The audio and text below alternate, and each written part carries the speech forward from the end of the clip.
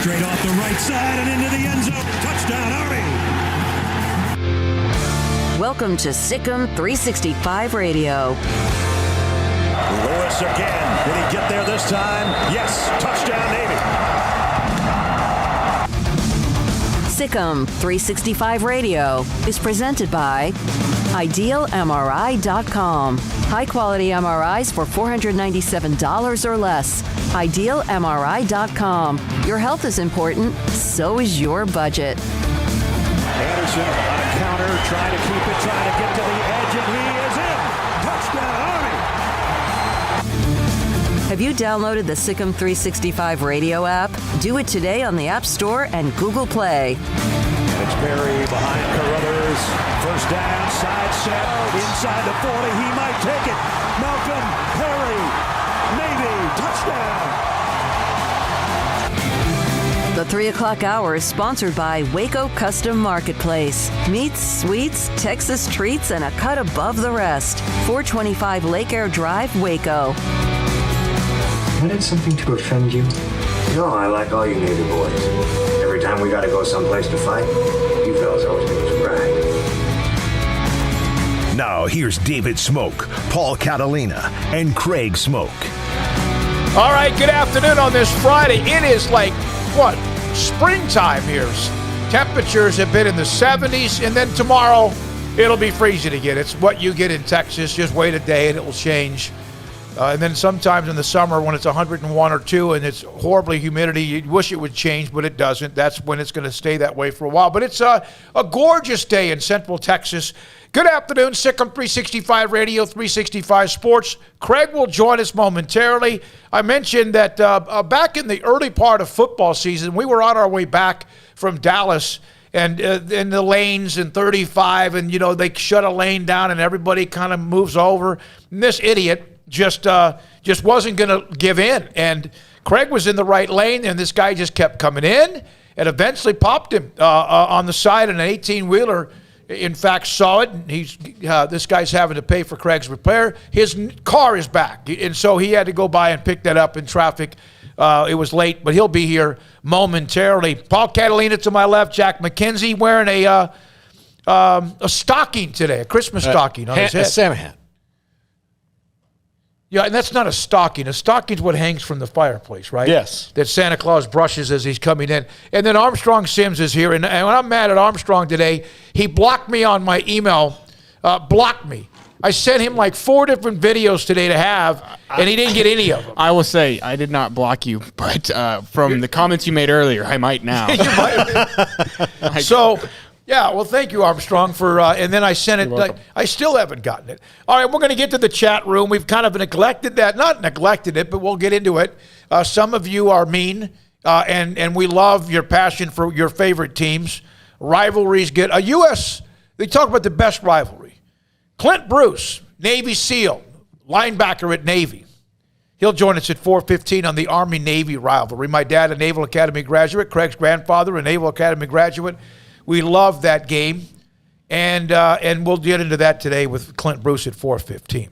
Also, a lot of news today. Virginia has hired another coordinator from Clemson is out, gone. Not fired, but Moving on. Tony Elliott, right? Yeah. Paul? And this is kind of long overdue when you think about Tony Elliott's arc at Clemson. Until this year, they had one of the best offenses in the country. Now, part of that was you don't lose 4 offensive linemen, most of the time, even if you are Clemson or whoever, and then retain the same kind of offensive skill level. And they took a step back. Towards the end of the year, DJ Uiagalelei played a lot better, and the offense played better. But Tony Elliott's been a head coaching candidate for a long time, and I didn't think that this year was going to dissuade people from looking for him. And when there were a couple jobs open, the ACC, Virginia Tech, Virginia, and Duke, which is still open, you kind of thought that maybe they were going to go for a high-level ACC coordinator. Well, one of them left and went to Oklahoma, and Brent Venables. Tony Elliott's a really good hire for Virginia.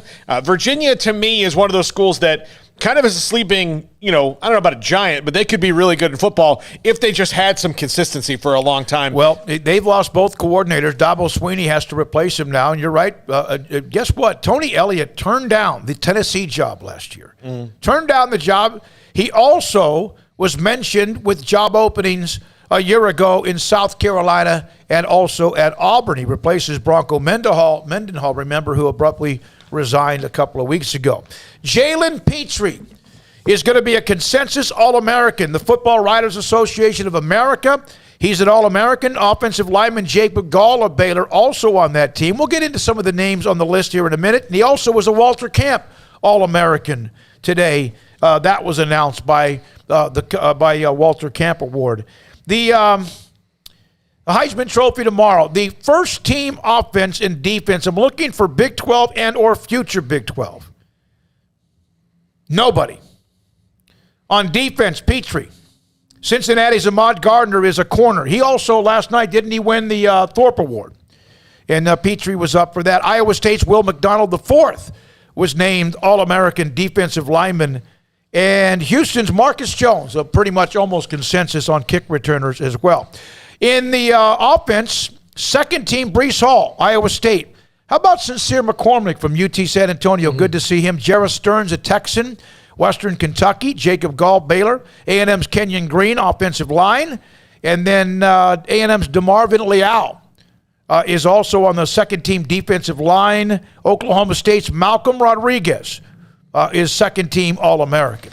Yeah, I'm a big fan of DeMarvin Leal. When we get trying to talk about NFL draft, and we're going to talk about him a lot. I think he fits in a lot of defenses when he gets to the next level. He was fun to watch. That A&M defense was fun to watch. The A&M offense was fun to watch sometimes, but the A&M defense was really fun to watch this year. Especially, and I have this theory that certain teams can only win certain ways. Like they can't reinvent themselves. If they won by running the ball in the 90s, that's how they're going to win again. If they were always a wide open, like Texas Tech needs to go back to the air raid because that's what their identity is. That's how their fans feel comfortable, how everybody feels comfortable. I think Nebraska, I don't think they can go back to the triple option, but if they went back to something close, if they went to the wide zone, I think a lot of their problems would be solved. Well, I was going to ask Barry Switzer this, but we just didn't have much of the time, and I hope to get him on again maybe early in the year. Because I could talk to him and listen to him for an hour or more. Can you imagine a show with Barry Switzer, Phil Bennett, Jim Grobe, like back to back to back. That would be amazing. I was going to ask him, does he feel like if Nebraska went back, he's going to talk about talent. It still comes down to talent. But could they have ever gotten away from what they did? Now, Sooner JJ, Craig, I don't buy his story. Remember Lincoln Riley skipped a press conference for personal reasons. I wonder if Craig's interviewing for another podcast. Nothing would make him probably happier than to probably end up working for somebody else besides next to me. The bottom line is he doesn't really need the two of us. No, he doesn't. You don't need me, and you don't need him, and we don't need you. Let's start it all by ourselves. B.J. Foster. I mean, when he came out of high school, he was going to be the greatest safety in the history of ever. And a very talented young man, but it just seemed like he hit and missed a lot. Entered the transfer portal for Texas. I saw this note as well. Clemson, speaking of Clemson, with all the changes now in coordinators, they have now had a third defensive player, an IMG commitment, decommit this week. Dalen Everett decommitted from Clemson. It's the third player this week. You know, Brent Venables obviously at Oklahoma, Elliott now at Virginia. Clemson, this is from Chris Hummer. Clemson has now had more players decommit this week, 3, than they did the previous 4 recruiting cycles, 2. And it's not a surprise when you lose 2 high-level coordinators to being head coaches, because if you like those coordinators maybe more than you like the head coach or really wanted to play for them and now they're head coaches, you know, I wouldn't be surprised to see those recruits maybe follow Tony Elliott or Brent Venables. But some of it is also a thing of you need to commit to the head coach, not the coordinators. Those guys, unless they're, you know, the guys like Mickey Andrews and all that kind of stay coordinators forever, or Bud Foster, that's pretty rare. Yeah, I don't know. You know, next time we get a kid that commits, a young man who commits, I'm going to ask him. We've done it before. Do you commit to the school, the head coach, the position coach, who also, of course, could be a coordinator? Do you commit to Jeff Grimes or Dave Aranda? Do you commit to Ron Roberts or Dave Aranda or Baylor? Well, and whoever it might be. Yeah. Hey, speaking of UC, go ahead. I've always thought it weird. Like, I get committing to the coordinator because you like the system or whatever. But again, it should be about the head coach, because that guy dictates who the coordinators are, one, and if he goes, the coordinators probably go. And that's the program you're playing for. I've never understood somebody, you know, committing because we love the wide receivers coach. Yeah. Like, you think that guy's going to be the position coach forever? Well, but you know, they're the ones that are on the road. They're the ones that spend more time. UCF and Florida have sold out the Gasparilla Bowl. First time ever in that bowl's history. Now, I had a couple of videos I sent to Armstrong. God knows if he has any of them available. Men's basketball Sunday at the Farrell Center, 2 p.m. tip. Number 2 Baylor and number 6 Villanova. And even more important, it was going to be a great game anyway. I think the greatest non-conference game ever as far as at the Farrell Center. And I'm not even a Baylor historian, but just from the memories. Rutgers last night.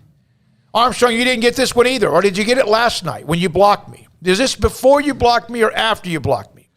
Did you see the ending of Rutgers at home against number 1 Purdue? Do you have this one? Well, this is after I blocked you, but I'll have it in 5 seconds. Okay. So Rutgers, back and forth the last 15, 20 seconds. Purdue scores to take the lead, 68-67. So the clock is running down. Here's the ending of Rutgers and top-ranked Purdue, the Boilermakers. Williams, patient, going to work. Got it! The answer! 3 seconds, no timeouts. Harper for the win!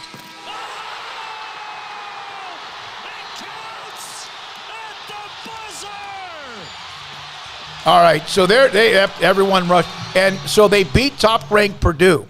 At the same time, Seton Hall, right around the corner, knocks off Texas 64-60.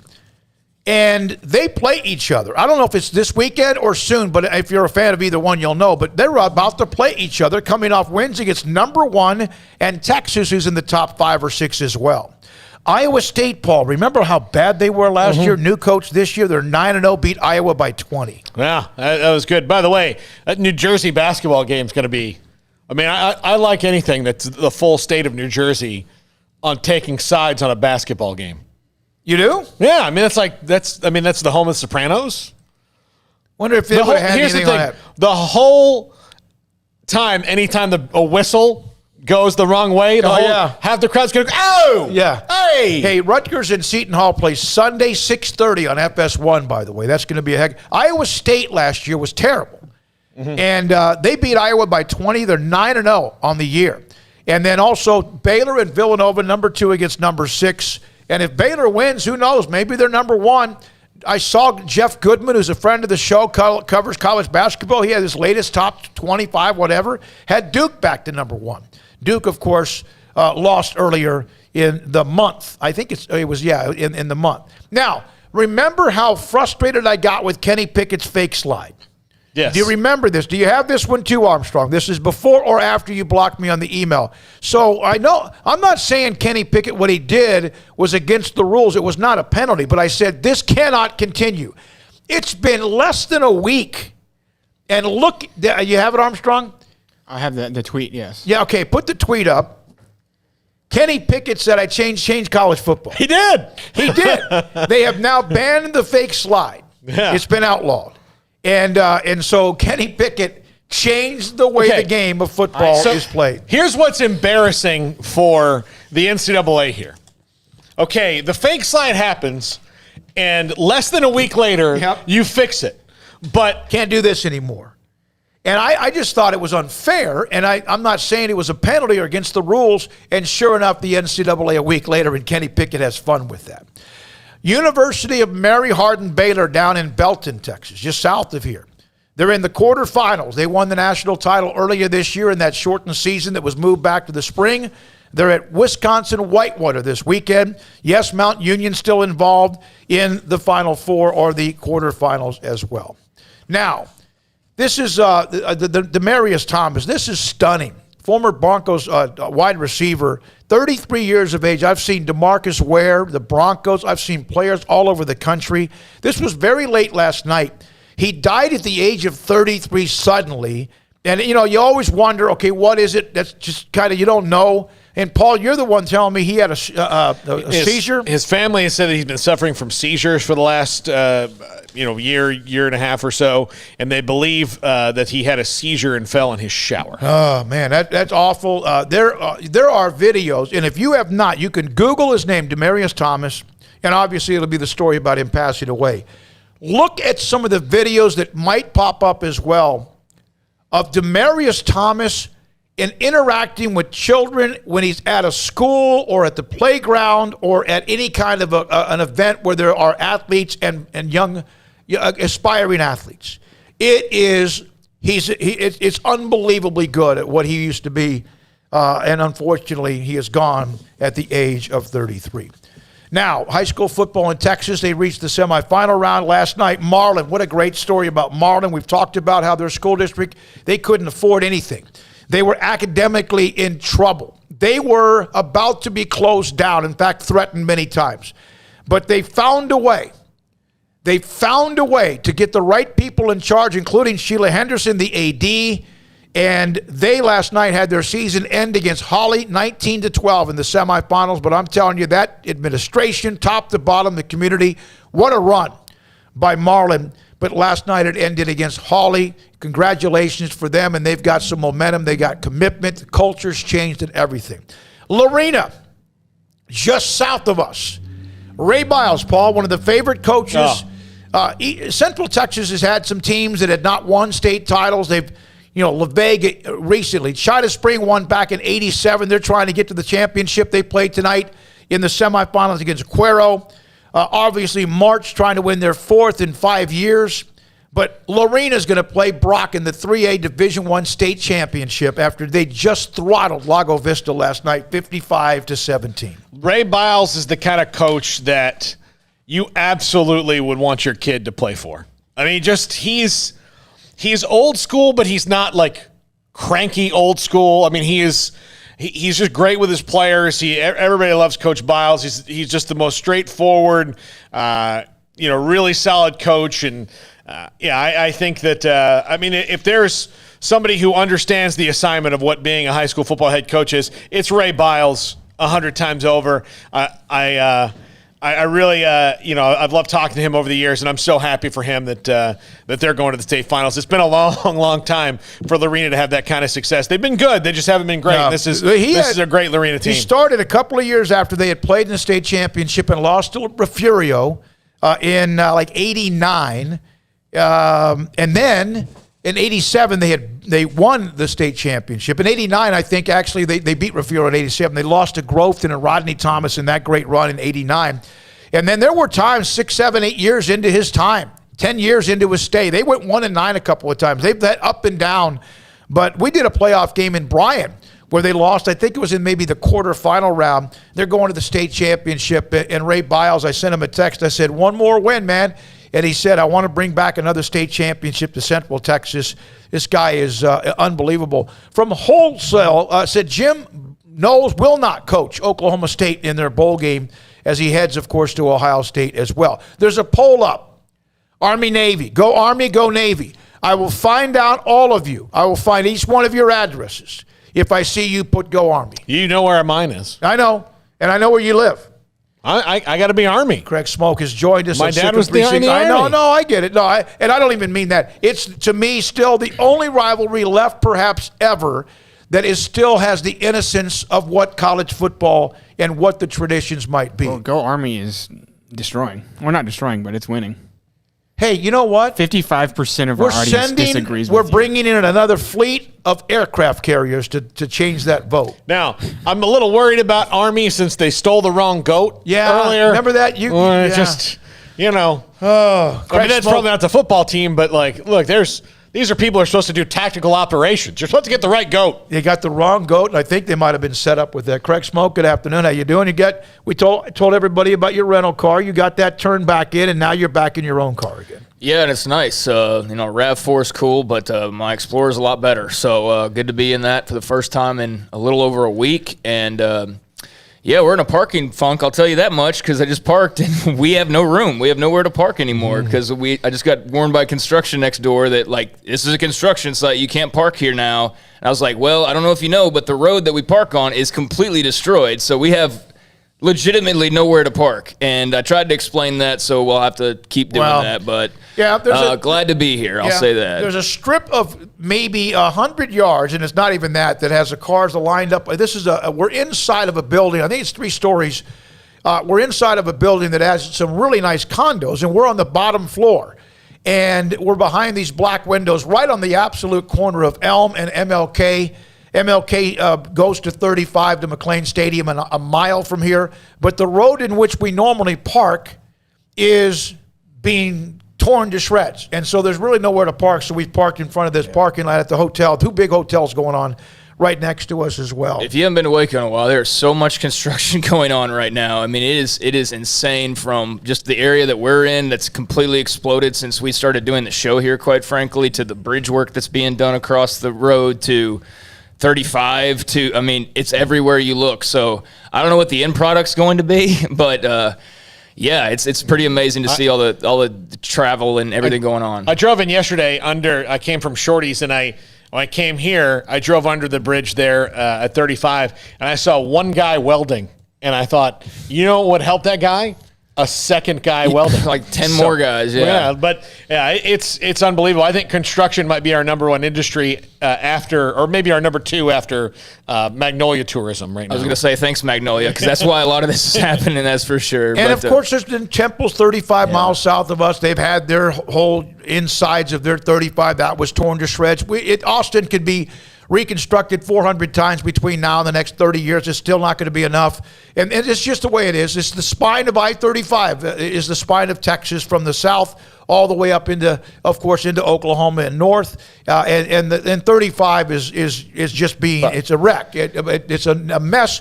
And then again, what are they going to do? You got to expand it. Yeah, it's going to make Waco look a lot different, and probably in a good way. It's a city that's kind of playing catch up a little bit. Don't think it wants to turn into Austin by any means, but it's definitely going to look a lot different, and all this stuff going on. If you've been to a game this year, you certainly have seen it. But I got a little news. Did y'all touch on BYU?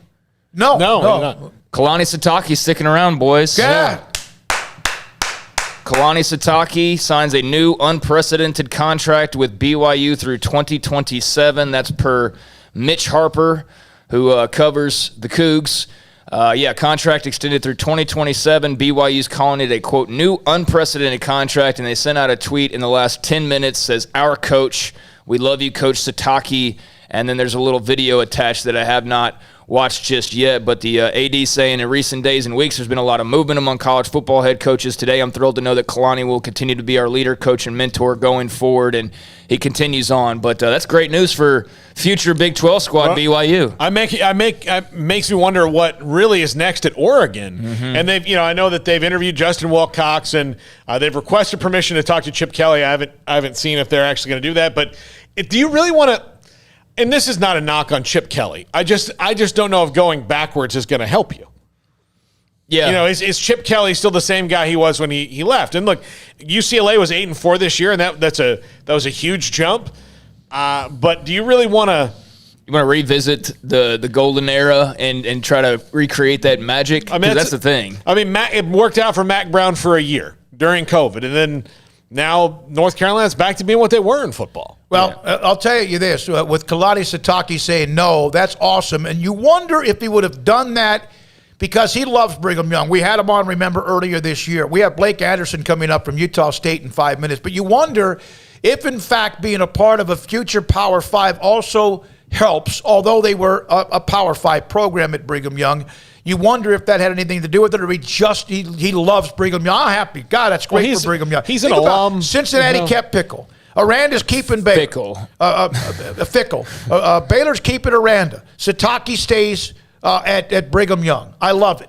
Yeah. I absolutely love it. Campbell remains at Iowa State. Yeah, I don't know what the situation is with Oregon. I mean, I've certainly seen the Chip Kelly. I saw, some fans throwing Aranda out there. That's not happening. It's not going to happen. You know who has now started that?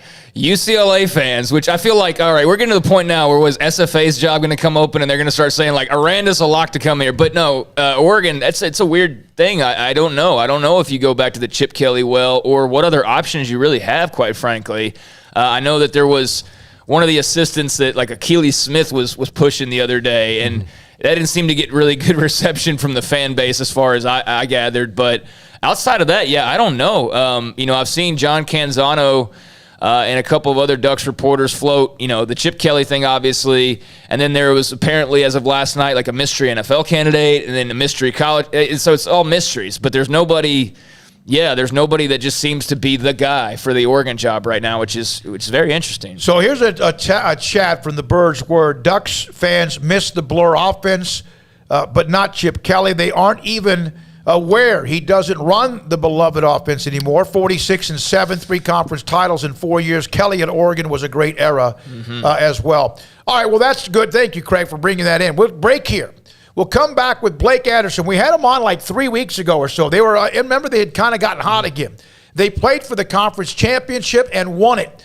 Blake Anderson will join us. At 3:45, Bill Connelly will join us. He put up a graphic of all of the conferences as if the future had taken over today of where everybody was with strength. Where is the SEC, of course, or the Big Ten? We probably know, but where is the Big 12 and the ACC, the Pac-12 and elsewhere? We'll have him at 3:45, and Jack put together a great graphic off of what Bill Connelly put together on ESPN.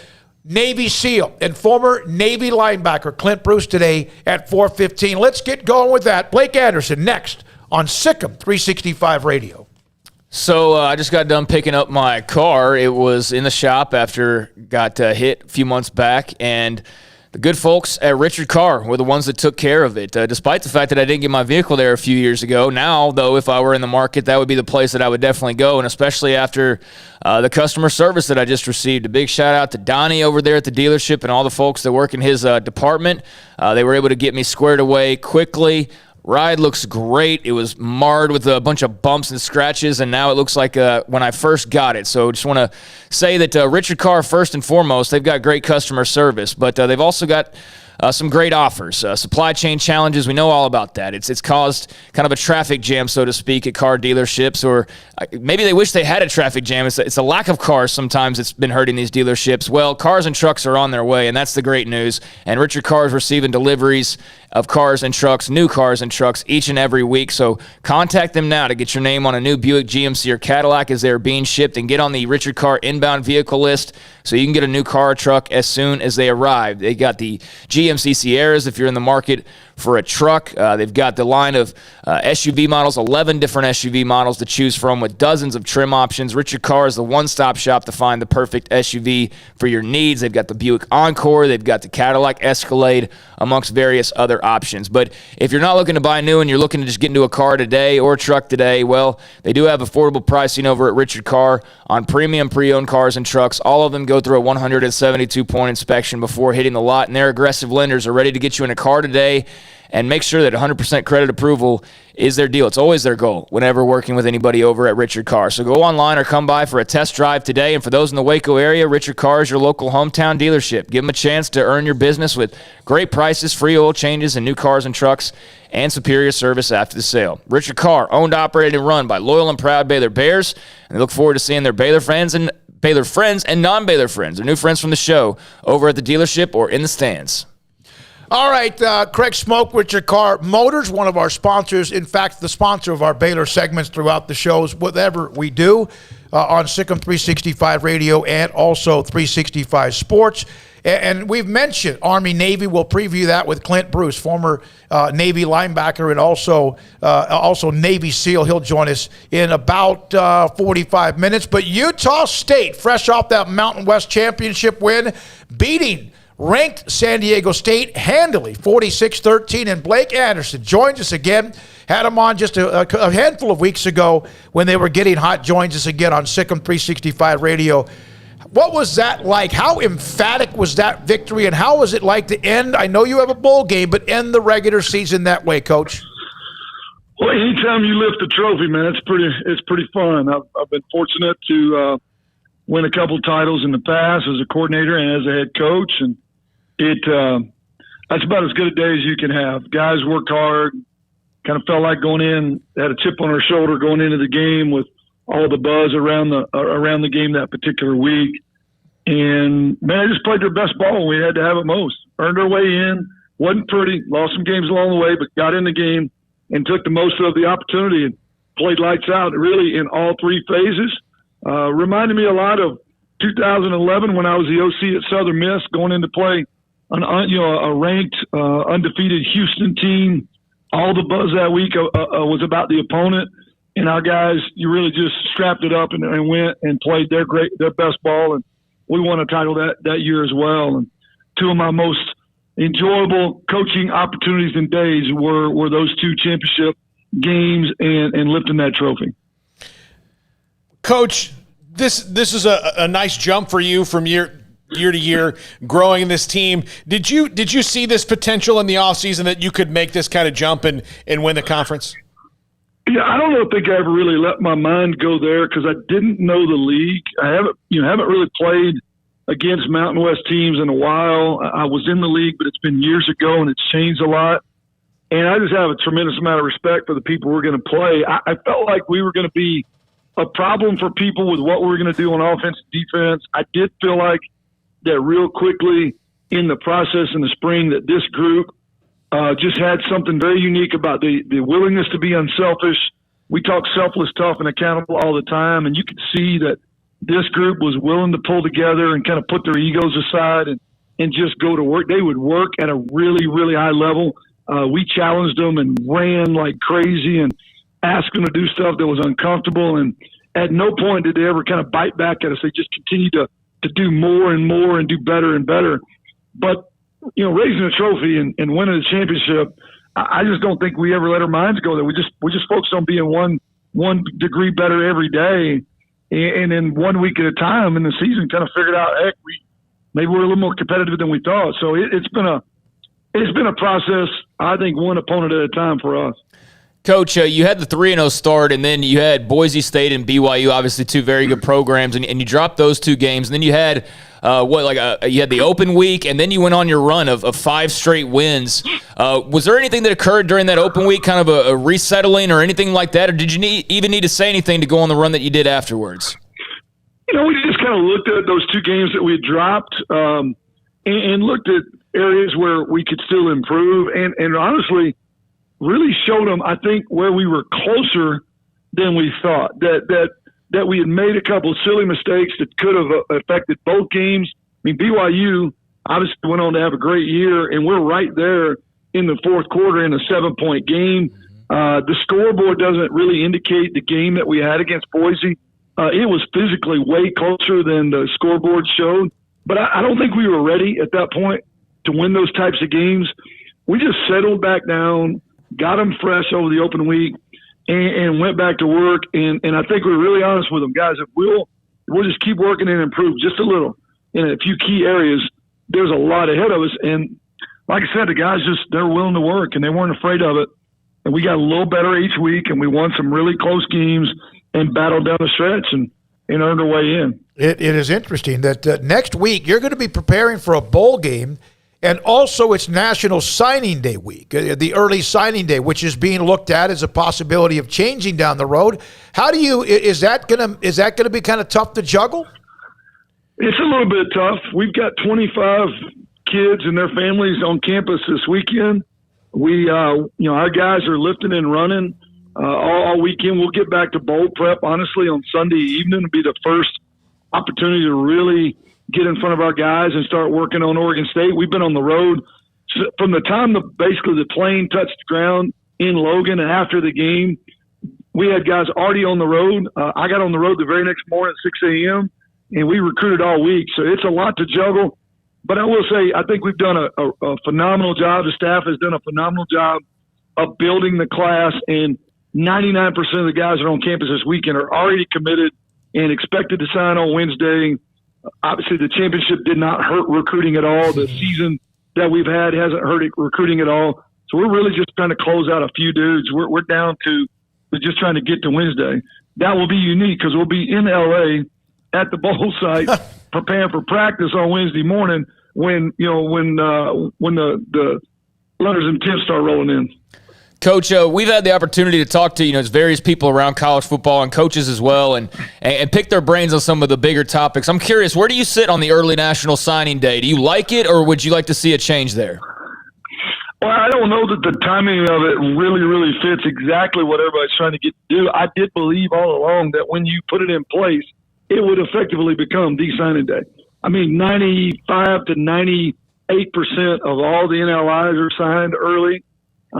With what's going on with some of the coaching changes at the pace that's happening, I think that was an unintended residual effect. I mean, those things are happening so much earlier now with the portal and some of the things that are going to happen there.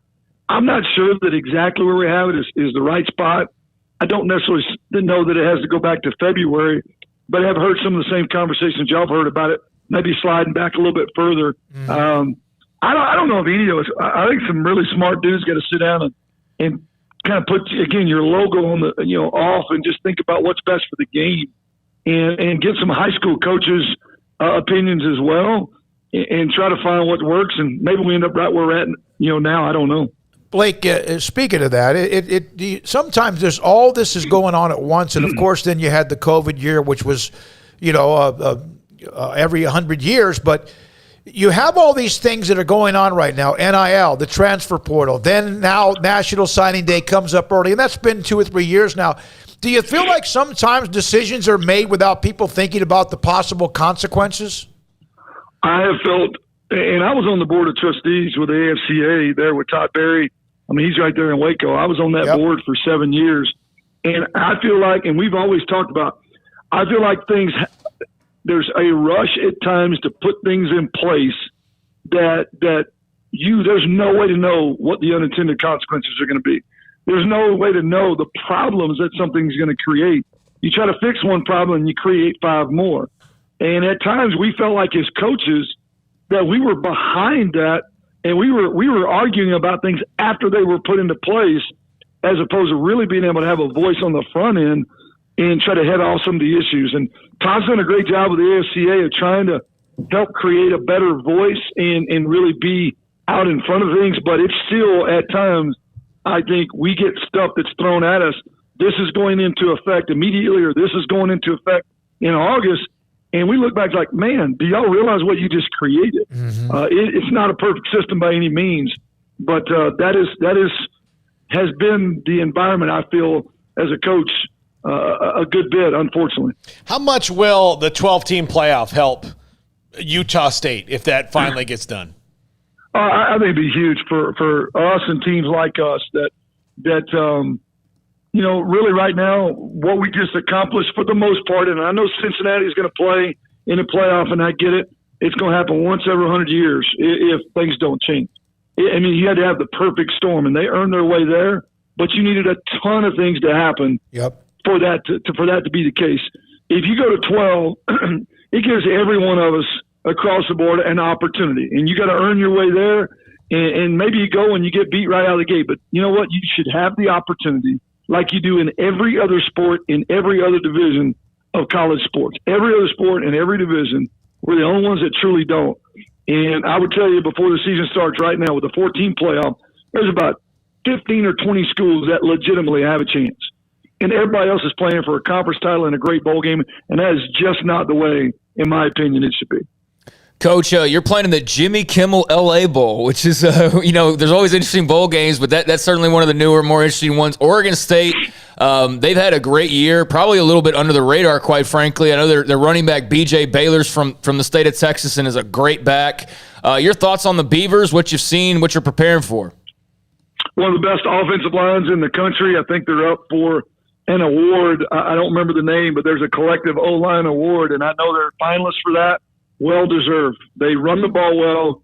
They protect the quarterback really well, and he will sit in the pocket and sling it. And they scored a bunch of points all year. I know they were frustrated defensively earlier, but made a change at the defensive coordinator spot and played a lot better down the stretch. We're catching them at their best. We started the season with Washington State and came away with a win in the last minute of the game. It would be awesome to finish up the season with another Pac-12 and Power 5 victory, but it'll take us playing just as good as we did last Saturday to find to be in this game. They're really good, and I agree, kind of under the radar good in my opinion, and they've only gotten better as the season progressed. Blake, one more question, if you don't mind, from me. Utah won the Pac-12 title. You won the Mountain West title. Brigham Young feels like they might have won the Pac-12 title because they ran the table, and their losses are to Boise State and then Baylor, who made the run at the end with winning the Big 12 title. How strong right now is college football in your state? Pretty salty, and when you consider some of the high school teams in the state ranked nationally, over the last couple of years as well, they love ball here. It reminds me a lot of growing up in Texas. They really do love ball. They take a lot of pride in it. Well coached, and really just across the board, as you mentioned. Even you start looking at Weber State. They've made deep runs into the 1AA playoffs in recent history. It's a lot of fun. It's great football here. Blake, thank you, man. Congratulations. Appreciate your time and access with us. We appreciate you very much. Absolutely. Y'all take care there in the Central Texas for me. I will, and we'll make sure we take care of Hubbard. Thank you, man. That's a great Texan right there, and Blake Anderson from Hubbard, Texas, just about an hour or so to the east of us on the way down Highway 31. Think about that. Utah won the Pac-12 emphatically.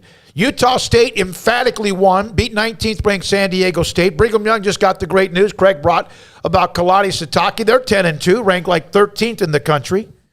Pretty damn good. Yeah, he was thinking of the Joe Moore Award, the best offensive line in the country that Oregon State is up for, along with a couple of others. But, yeah, I mean, I paid attention to them mostly because of B.J. Baylor, their running back from Texas, and the numbers that he's put up. And you don't really pay attention to Oregon State, quite frankly, because they play later, or you don't know what channel they're on or whatever, right? And I just so happen to because of some of the stuff I do. And, yeah, they've had a quietly really good year. I mean, they really have. They've had a solid year. So, that's going to be a tough test for Blake Anderson and company. But, he's got the young Texas gunslinger. I guess not so young now, but Logan Bonner, a great player, and that should be for the Jimmy Kimmel Bowl. That's interesting. Cool. I wonder if they'll make him read mean tweets. I don't know, There's but plenty about college football coaches. Yeah, I wonder how involved Jimmy is in that. But that's cool. That's a lot of exposure for them. He's been doing a bunch of bits like picking a mascot and all that this week. There you go. We will. Yeah, that's pretty cool. You know to what have your name, have your name attached to it. Now.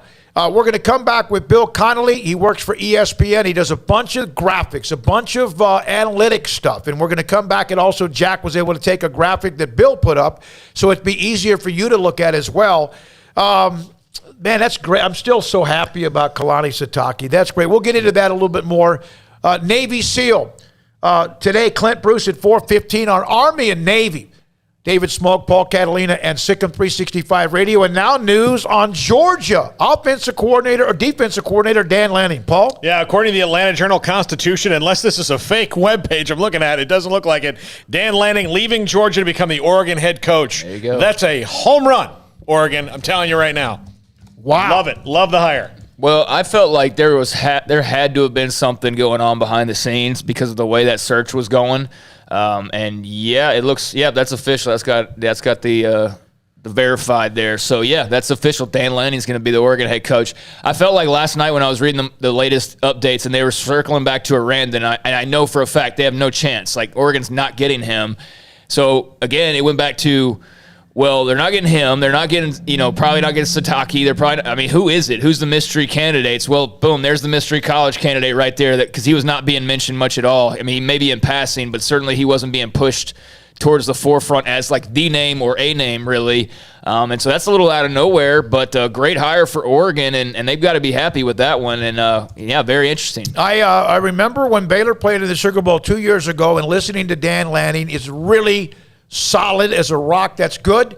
And now Georgia will have to replace their defensive coordinator as they head into the playoffs. Of course, the semifinal game coming up with Michigan. We have to know, but you know who's bummed about this? A lot of UCLA fans. Yeah. They were kind of hoping that Chip Kelly would be gone, but oh well. Well, and so we have college football. Hey, just wait a little bit, right? It's like the weather in Texas. It will change when we come back. Bill Connelly on where is the Big 12 compared to everybody else, not just now, but also with who's coming in. And where is everybody else? How much change is there? Next, Sikkim 365 Radio. American Bank has been serving Waco since 1952, and we're just getting started. Hi, I'm President and CEO Dana Hassel. Over the past few years, we've been busy investing in new technology to give you the best banking experience possible. We've also expanded our downtown branch and built 2 state-of-the-art buildings at our Woodway and Bellmead locations. With bright open lobbies plus fast, personal, interactive teller machines, everyone in Waco is now just minutes away from face-to-face banking. Visit us today and see how we're invested in serving you at American Bank. Member FDIC. Baylor University is where lights shine bright. So, let there be light. Let there be roommates and teammates, scholarship and championships. Let there be fresh starts and new traditions, fast friendships and lasting impacts. Let there be laughter. Let there be joy. Let there be light. Baylor University, where lights shine bright.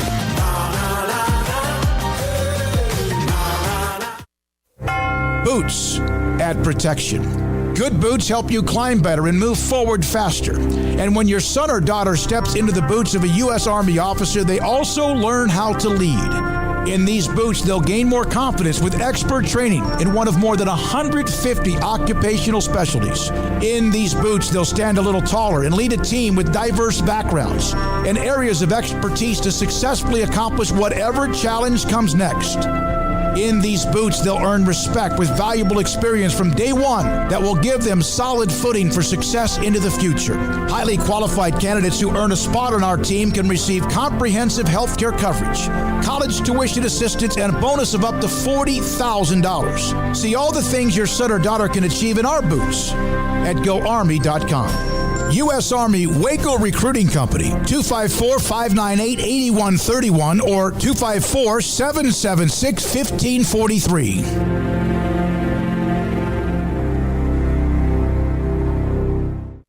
At Ideal MRI, we feel blessed to be part of the Waco community. We're a small family business here in Central Texas. At times like this, the cost of healthcare has never been more important. And unfortunately, significant illnesses and injuries still occur. And that's why Ideal MRI is open and here to serve you through this difficult time. So if you need an MRI, ask your doctor about Ideal MRI. You can schedule online in minutes at idealmri.com or call 833-IDEAL-MRI.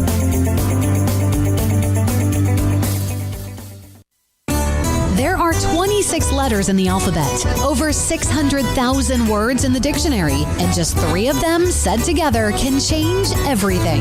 Let's order pizza. Those 3 words lead to dough made from scratch and 3 fresh signature cheeses that blanket golden crust in a heavenly melt on Marco's Pizza that'll blow your mind. So visit marcos.com to order and stop by Marco's Pizza in Belmead, China Spring, Woodway, and soon to open in Robinson.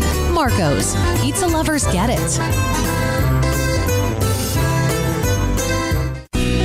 Let Camille Johnson Realtors guide you seamlessly through the process of buying your dream home or selling your current one. Commercial, farm and ranch, or residential, Camille Johnson Realtors can smoothly and successfully lead you through any transaction. With a team of 28 experienced agents who are excited about serving you, Camille Johnson Realtors services the entire greater Waco area. If you're in the market to buy or sell, contact Camille Johnson Realtors, 104 Midway Center in Woodway, or find them online at www.camillejohnson.com. Camille Johnson Realtors, elegant, charming, warm. Welcome home.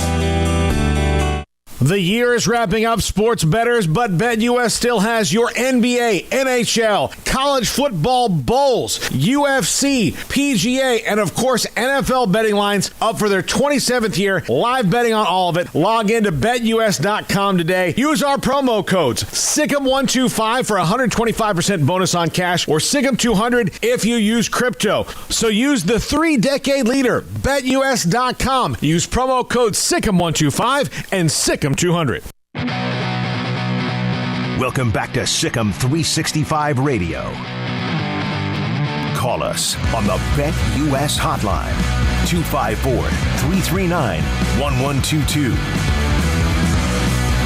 So I had something catch my attention. Bill Connelly, who does a great job covering many things, ESPN, he put up a graphic, and it was about the Big 12 and who they are, not right now, but also who they will be when everybody joins, of course, with what they do with Brigham Young and UCF and Cincinnati and also Houston. I reached out to Bill, asked him if he'd come on. We have the graphic he put up, and we've been able to kind of make it more what's television ready and readable. Bill, good afternoon. Thanks for your time. How you been, sir? I'm pretty good. You mean giant spreadsheets don't look good on television? Yeah, it's we have a graphics person in Jack that he found a way. And by the way, what made you? Was it just because of all the changes in college football to kind of look ahead to see how things were going to act, how things would shake up? Yeah, I mean that was basically I think early in the season or after the big round of announcements was made. I kind of looked at it from a 5-year history perspective and whatnot. So I thought it was just a good time with the regular season ending to kind of check in and see how this year would have looked. And, you know, it's I mean, it tells the story you basically expect it to, I guess, but it was pretty interesting the way this year played out. Do people maybe not understand that the Big 12 has been a consistently pretty good conference? I mean, I know people get blinded by the SEC lights, but because Texas hasn't been very good, is that the national thing? Well, Texas isn't good, so it's Oklahoma's conference and no one else.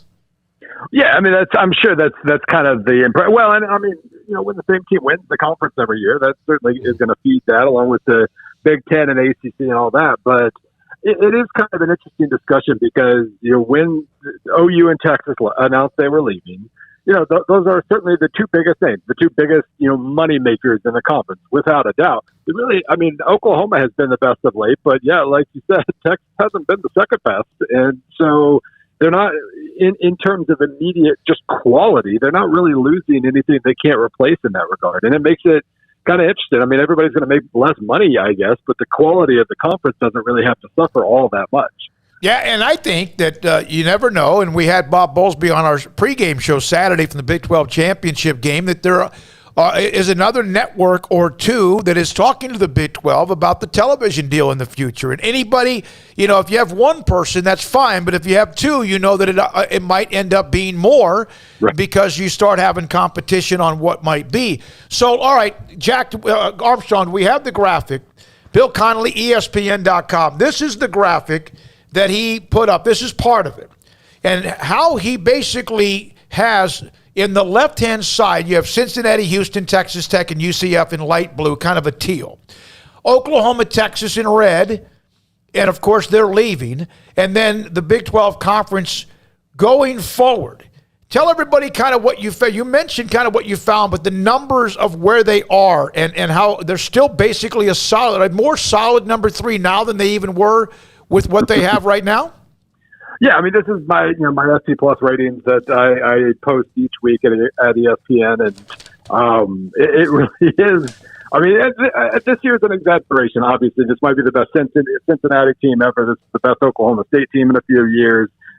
Baylor bounced back, all that. Like, it looks better than it would have in 2020, for instance. But it's still, I mean, Oklahoma, that is a loss. That's losing a top 20 team, but you're adding Cincinnati. You're adding an almost top 30 team in Houston. You're adding a nearly a usual top 40 team in BYU. So it ends up grading out to be the third best conference overall, whether you're looking at just the conference averages, like all teams' ratings, whether you're looking at just the top 5. It ends up grading out pretty equal to the ACC. Obviously, the Pac-12 is more down than normal this year, and so it's not usually down that far. But no matter how we, whatever specifics we use, this is a power conference. It's far closer to the ACCs of the world than the AACs, especially the new AAC. And it's just, it's just by any definition, it's a power conference. So, yeah, and now we hear about Power 5 when Texas and Oklahoma decided that news popped before they even wanted it to. Oh, my God, the Big 12 is going to evaporate. And that was probably what Texas and Oklahoma was hoping would happen. But in the end, and yes, they're losing 2 huge names and logos and production and all that. But do you feel like that they're as solidified as a Power 5 as they are now? And anyone that thinks otherwise is just a lazy narrative? Yeah, I mean, I would hope, like, they're obviously now they're without the bell cows, so to speak. And I get that maybe that makes a difference on the TV side. But from a quality side, you now have a power conference where you don't know who's going to win it in a given year. And you could end up with just a long string of close games and important finishes and a conference title game, obviously, in a 12-team playoff era where, you're probably playing for a top 4 seed as often as not. So it's still pretty good living. And I get that, money goes down and that's not good. But Cincinnati built this team that they have currently on an AAC, money level. And that it's only going to help them moving to the Big 12. So there's plenty to enjoy. I get the money and you can't help that. But there's still going to be a lot to like about this conference. When we were looking for a picture for you today online, Bill, one of the things that popped up was Bill Connelly for college football commissioner. Yeah. Oh my God! Please. That was like 2017. It feels like 27 years ago, but it was like 4 or 5 years ago. That was a very fun thing to put together. Yeah. Okay. So if you had that job, right, given everything that's changed in those 4 or 5 years. If you had that job today, what would be your first order of business? Oh, man. I mean, I think it's just so weird trying to watch everybody plot a path forward, and especially when paying players or a 12-team playoff, all these bigger discussions, and nobody has to actually talk to each other. Nobody has to make or will make a decision based on the entire sport as a whole. And it's just been, I mean, it's played out, the last 2 years have played out like you would expect when nobody's in charge. So, well, the first order of business would be, just kind of laying out a path forward for some of these big things, because, the OU and Texas are leaving for the SEC in part because they, quote unquote, didn't want to get left behind. That's what they said. That's what, Florida State's AD said over the summer. That's what all those soccer teams in April said when the Super League thing happened. Like, we didn't want to be left behind. And that's what happens when you're completely rudderless. Like, there's no vision here. And so they're going to make decisions out of fear, and it's going to lead us to a weird place. So vision for the sport is needed now more than ever. I don't have any idea how that happens with the current leadership. Bill, what would you do about the playoff? I was always, I espoused an 8-team playoff for a very long time, and I was always fine with that. 6 conference champions, 2 at-larges, there you go. We played with hypotheticals over and over. I never touched the 12. 12 never even entered my mind, but now that they've introduced it, I certainly get it. I don't mind a 12-team playoff at all. It ended up when we simulated like the last 7 seasons, it was like 30% of FBS makes the playoff at least once in that time period. And you think about a conference like the Big 12 where you're getting 1 in for sure, you'll get 2 in occasionally, and the balance of power changes so much that pretty much everybody's involved in the playoff at some point. That's pretty good living, I think. And so I've always been okay with 8, but I've come around to 12 in this whole deal. I saw your article, in the column is college football championship thoughts, Georgia's quarterback quandary, Michigan clearing hurdles, and, of course, Michigan, Jim Harbaugh named AP Coach of the Year today. The quarterback quandary of Georgia, how do you feel like that might shake out? Well, I figure the most likely odds are it shakes out by Kirby Smart continuing to start Stetson Bennett. I mean, he's a pretty conservative guy by nature. It's a really weird time to make a change, but they almost paid for being as dominant as they were in the regular season. They kind of paid for that in the SEC championship because we got to the end of the year here. He didn't want to change from Stetson Bennett because they were winning every game by 40. But then we found out in the SEC championship that if it's a quarterback versus quarterback duel in a big-time game, he's still going to make more mistakes than the other quarterback. So it's a really weird place for Kirby to be right now, thinking about potentially making a quarterback change that might lower your ceiling, might result in you maybe having worse odds of beating Michigan, but better odds of beating Alabama if you get by Michigan. And it's a really... I don't know what you do. I figure he probably sticks with Bennett, but there's absolute justification for maybe swinging for a little more upside. Bill, this has been one of the craziest coaching carousels, ever, right? Just your thoughts on kind of how all of this has unfolded. And now we see that Oregon's going with Dan Lanning, defensive coordinator at Georgia. But maybe not. Well, maybe not. Now they're saying that Oregon sources are saying it's not confirmed. The Atlanta Journal-Constitution is totally – they're sticking to it. They believe it. So okay, so your thoughts on the coaching carousel, Bill, minus what may be the final punctuation there with Oregon. Yeah, it almost feels boring when you just now promote a defensive coordinator to the main job. You're supposed to steal somebody else's head coach. It's going to be a weird couple of years, and I think part of it, the contract, the Jimbo contract from a few years ago. But then once Texas and Auburn made it kind of okay to spend $20+ million on a buyout in a pandemic, I think that certainly tore down a couple walls. And then the Mel Tucker contract, 10 years, $95 million for 1 good year. I think that's created such a strange imbalance that it's going to kind of, until the salaries until all the top coaches are making around the same amount of money again, we're going to see some wild moves. I think it's not going to stop this year, and it's not going to stop if if they push the national signing day back again. That might change the timeline, but we're still going to see some wild moves, I think. On your Twitter feed, it's at ESPN_Bill C. By the way, ESPN writer, this and that, author of books, all the good stuff, but professional nerd. What do you have to do to become a professional nerd? Just be a numbers crunching analytical guy? Tweet out a bunch of spreadsheet screenshots. I think that's a pretty good start. It kind of worked in this case. So that's definitely step one. Hey, thank you, Bill. Appreciate it. Enjoy your weekend and keep up the good work. Appreciate you, buddy. Absolutely. Thank you. Bill Connelly, ESPN. Again, that graphic. Put that up one more time, Armstrong, if you don't mind, if you can. So this is kind of condensed from what was there of the blue, the teal, teams coming in, the red teams leaving, and, of course, to the right, the various rankings of where they are now compared to the newness of what will happen in the summer of 2023. He does bring up a good point. As far as the Big 12 news, there could not have been a better year for it to happen. No. In terms of Cincinnati and BYU and just the success, Houston, really UCF, the only school that didn't really have that, remarkable of a year of the 4 that are going to be coming in. So, to have 3 of those 4 all reach double-digit wins and be in the mix is it's a big deal. So, that's great. It could have been very well a situation where if it would have happened next year, it's not even close to the same. So I think the timing actually worked out pretty well for the Big 12. And, we'll see, obviously, over the next season or two before those teams enter. But, it's very interesting to look at. I think the Big 12 is certainly the third strongest conference. I think just across the board, I think you look at, results. I think you look at the head coaches in place, the programs and where they are. And even, some of the lower level teams in the Big 12 like Kansas now. Kansas is, I know people may laugh, but if you look at the way they finished the year and Lance Leipold and what he can do in the offseason, now that he actually has an offseason, I expect Kansas to be way better next year. Not competing for titles, but I expect them to be much improved. TCU should be improved from this year. Texas Tech should be improved from this year. Baylor's not going anywhere.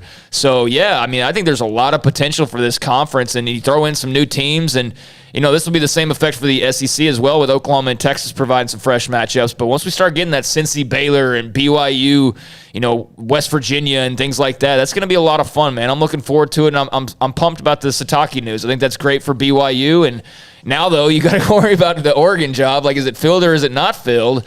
But, man, if the Atlanta Journal-Constitution ran with that and was wrong about it, then that's a pretty grave error. Chip Towers does a great job. We've had him on before. But, it's been several people. But John Canzano, who's the Oregon guy who's been really kind of all over this, says Dan Lanning report is not accurate per reliable source. Report indicated Dan Lanning was leaving Georgia to become Oregon head coach. Not true, I'm told. And some people are saying that he's a candidate, but nothing's been. He's also the one that said Dave Aranda was going to Oregon, but most likely the top choice of Oregon, and he's not even talking to Oregon. Hasn't talked to them, won't talk to them, at least we're talking about now as far as for this year. So. Yeah, so regardless of what happens to the Oregon job, it's not going to affect Aranda. But, it is interesting, though, because Sataki, I guess, like, he signed that contract, so that's done. But, it's curious to see who else is in the mix, because I just saw – another report, UO source says Oregon has not offered, nor has the job been accepted by Dan Lanning or anyone else. He's a candidate. He is not hired. So there's just another person on top of, I think, James Crapia. Well, we would have James on, but we don't have an hour. He's a great guy. He's a great guest. I think that but look, if Oregon fans wanted Dave Aranda, and they're not going to get him, then I think the next closest two hires that you could make to Dave Aranda would be Marcus Freeman, who you're not going to get because he's already at Notre Dame, and Dan Lanning. I think Dan Lanning is in that same kind of mold of Dave Aranda, of a defensive mastermind and a young and up-and-coming guy. I think Dan Lanning would be a home run. Now, granted, I think the question about Dan Lanning probably remains for a lot of people is Dan Lanning the defensive mind there, or is it still Kirby Smart, who is still one of the best defensive minds in the game? Yeah, I think that most people probably give Dan Lanning their props. But, it's kind of like the Jeff Lebby and Lane Kiffin thing of like, how much of that was Jeff Lebby and how, also Lane Kiffin was calling plays. So you can kind of wonder about that a little bit. But certainly I think regardless of who's got input, those two, Lebby and Lanning, have proven they're really good coordinators. And so Lanning, if that would be a home run for Oregon. Now, the curious thing I have is just the defensive-minded part of it. I saw where, maybe, and again, it's rumors and all that, but, Oregon's known for one thing, besides flashy uniforms. Glitz and glamour and offense. Offense and flash. And so I don't know, but, you go hire a flashy offensive coordinator, but you got to hire a head coach first, and it's not Dan Lanning as of right now, so that's kind of a weird 180 we just took. Their best player was a defensive lineman, though, who's declared for the draft. Yeah. By the way, whatever happens with Lanning and Oregon, Georgia and Oregon next year open up. Yep. They'll open up next season against each other in the Chick-fil-A kickoff game in Atlanta at Mercedes-Benz Stadium. So that will be of interest if Dan Lanning's coming back to face his team that he's on coaching now. And, of course, the bowl game. We'll see how this irons out in the next hour or two. I must say it has been quite enjoyable, even though there was a couple moments early on where, Aranda's name starts getting thrown out there because there was just so many jobs open.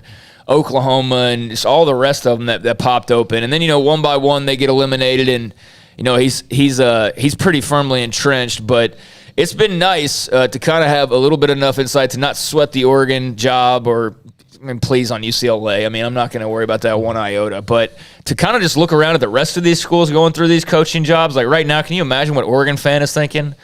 You just celebrated 5 minutes ago that Dan Lanning was your next head coach probably, and now you're like, wait, what? To be on the outside after we've seen a couple of coaching searches around here, to kind of just observe it from a faraway viewpoint, very interesting, very stressful for the fan bases involved, that's for sure. When we come back, we're going to hear from Clint Bruce, Navy SEAL, former Navy linebacker, And I believe while he was there, I think that's when Army had a 5-game winning streak. And so I'm sure that the great memories of that tradition, but that's got to hurt. And then Navy, of course, went on that crazy long winning streak. Army's kind of gathered it back. Navy won a couple of years ago. Army, Navy, we had a poll. And Armstrong, early on, it was an absolute landslide of go Army, beat Navy. It ended up being 51-49, the poll. And it's closed. 51-49, Army and Navy, and thank you all for being a part of the poll. Army did. Go Army, 51-49. It was tight. It was tight. All right, when we come back, Navy SEAL Clint Bruce. He's been a guest speaker at our annual Academic All-Stars banquet. He has also been a part of, as well, this show when it comes to 9/11. Clint Bruce, next. Sikkim 365 Radio. Waco Custom Marketplace. I have a new graphic that I was sent about what they have. They're open until 6 o'clock tonight. And, oh, by the way, open tomorrow as well throughout the day. If you need to go get something just for maybe the weekend, they're a hometown grocery store setup. But they also have a full-fledged butcher shop and a full-fledged bakery. Right now, today and through tomorrow, weekly specials include on steaks.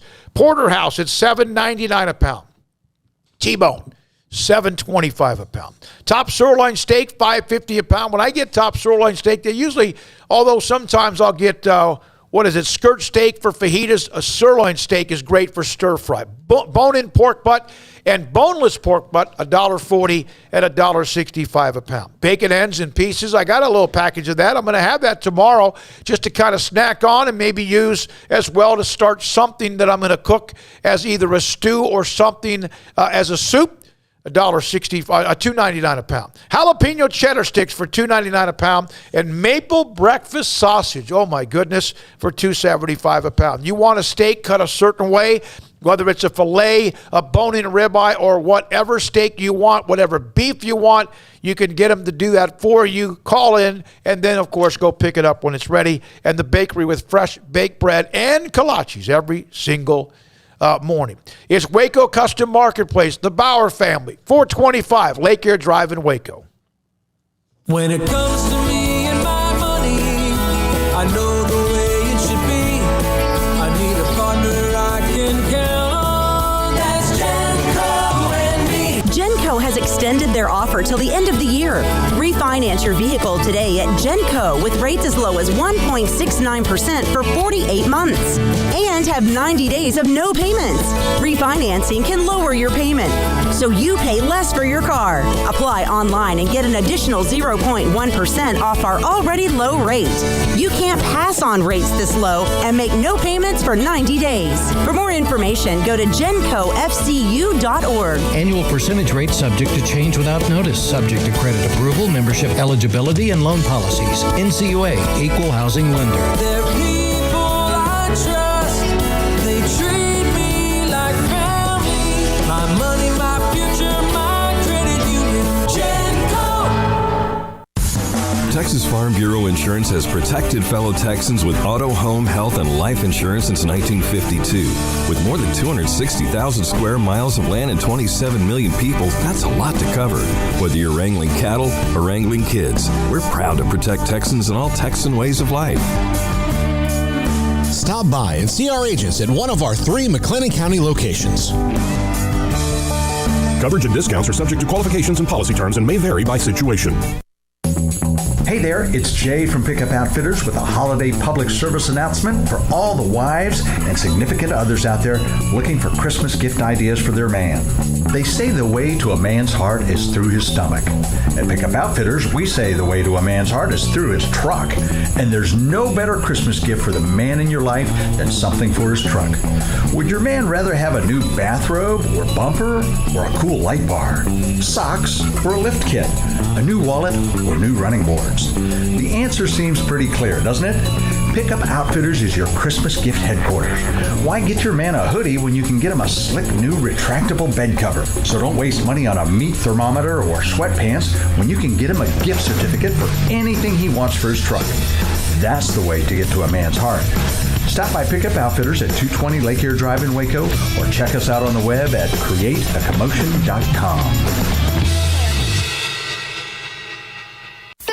Don Humidor, your home with a 48-foot walk-in humidor with the elite cigar brands from around the world, including the #1 cigar of the year, Aging Room Cuatro Nicaragua. Plus, they have the great brands like Macanudo and Artur Fuente, Rocky Patel, Aston, and so much more. CBD, great for sore muscles, aches and pains, sleep, Vita Dreams, and anxiety, mild depression, general health and wellness. Their staff very knowledgeable on the subject. If anyone is curious about CBD, ask Carol and Ashley. Don Humidor in the Townwood Shopping Center off Valley Mills in Waco.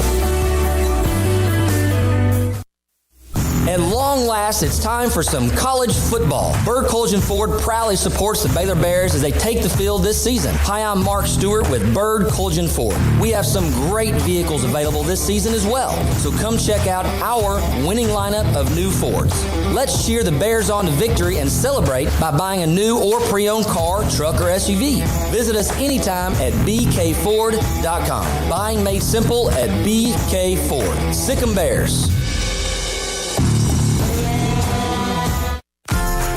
Automatic Chef Canteen is a full-service micro-market vending and office coffee provider with state-of-the-art vending equipment, a wide variety of products, and offering custom-fitted micro-market vending office coffee solutions for your employee break room.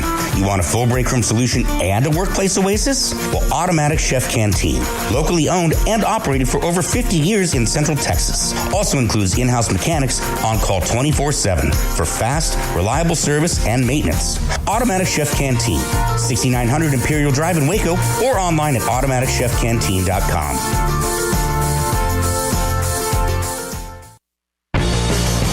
Welcome back to Sikkim 365 Radio. For the Panthers, Pickett, a very good runner.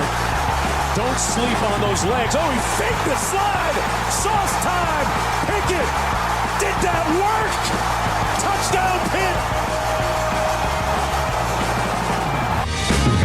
The 4 o'clock hour is sponsored by Boozer's Jewelers, the wedding ring store, specializing in custom jewelry and repair, all in-house. Now here's David Smoak, Paul Catalina, and Craig Smoak.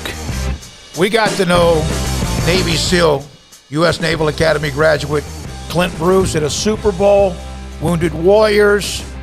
He's been a friend of the show.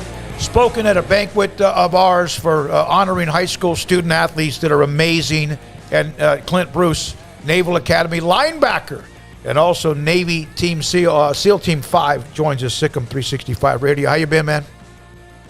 Oh, man, how are you guys? We're doing great. It's always great to hear your voice. It's always great to have you on. And, of course, Army, Navy. Yeah. When I say Army, Navy, my father graduated from the U.S. Naval Academy. Paul's dad served in the Army. Craig's grandfather, Naval Academy graduate. What does that mean to you? Listen, what it means is you understand it. It means that y'all get the game. And it's been really fun to watch kind of your show grow since we've gotten to know each other. And so it's fun to talk about the Army-Navy game with you guys. And I think, especially in this day and age, hardly anybody can look at that game and not have it impact their family or resonate with their legacy in some shape, form, or fashion. So it's a special weekend. What was your experience with it as a player? You know, going in, I know that game is something else in the results, but getting ready for that game, I can imagine, is probably a little nerve-wracking. I grew up watching that game, and it was probably one of the biggest reasons I wanted to go to the Naval Academy. It was just, playing football here in Texas, big-time 5A high school football, and part of a great program. But for me, football was always kind of much bigger than that. Football was an opportunity to kind of test my words against another person's will and try to make myself count to others. And so for me, football was always about the intangibles. And that game just had all the intangibles of any other game times 10, especially as a young patriotic person. And I remember I was fortunate. I played in all 4 games, all 4 years when I was at the Naval Academy. And there was a percentage of it where I took the game so seriously that it was another game. I mean, I never took any game less seriously than I took the Army-Navy game. But there were moments prior to the game where you would just be cognizant of the fact that this was different. This was one, watching it grow up with my father and our friends, and then 2, you look in the stands and you see decades of alumni, and the stands are huge, and you see presidents, and you see Secret Service, and you see all the all the formalities, and you do recognize it's certainly a different game. I think, Clint, one of the most interesting things about Army-Navy is just that it's such a massive rivalry, but there's so much respect also involved in it. You know, there's not a lot of respect sometimes in some of these rivalries, but It's tremendous, yeah. Can you? It certainly is. It is one of these things. And, you know, when I played at Navy when I was a freshman, a guy who I played, he was my linebacker partner here at South Carolina High School. He played for West Point. So, you know, that concept of brotherhood, I kind of rolled right into that off the high school football field and the college football field. So for me, there's an intensity there because you always want to beat your best friends and you always want to beat your brothers. And, you know, Ryan and Makeda was a great quarterback here in Mesquite, and we played against each other in high school. And I think sometimes Texas athletes have different experiences because a lot of us played against each other in high school and ended up playing with and against each other at the service academies. Texas massively contributes to the service academy football. And, so it's a heated rivalry, but there's tremendous respect and deep affection for each other after the game and prior to. Clint Bruce with us, Navy SEAL, U.S. Naval Academy linebacker as well. That was during a stretch when Navy football was still not quite what they ended up being. How frustrating was it during that time when you were on campus? You know, for the first, my first 2 years, we did not have successful seasons. My junior year, we began to kind of really rise. And then my senior year, both us and Army were ranked and played in both games. And we won 9 games, they won 10. And so it was a pretty intense game in 1996, our senior year. But for me, the game is always the same when you're playing it. Like once that kickoff starts, records don't matter. National implications don't matter. Bowl games, it's just like 75 opportunities per side to see who means what they say more. And that's what I always loved about it. It always reduces down to who means what they say and who can do what they plan to do when the chaos hits. And so for me, everything that's going on, the context kind of fades away during the game, and every game stays special. Is there anything that compares to the pageantry of that game? Not much, and especially as I've gotten older. As I've gotten older, and I watch it, and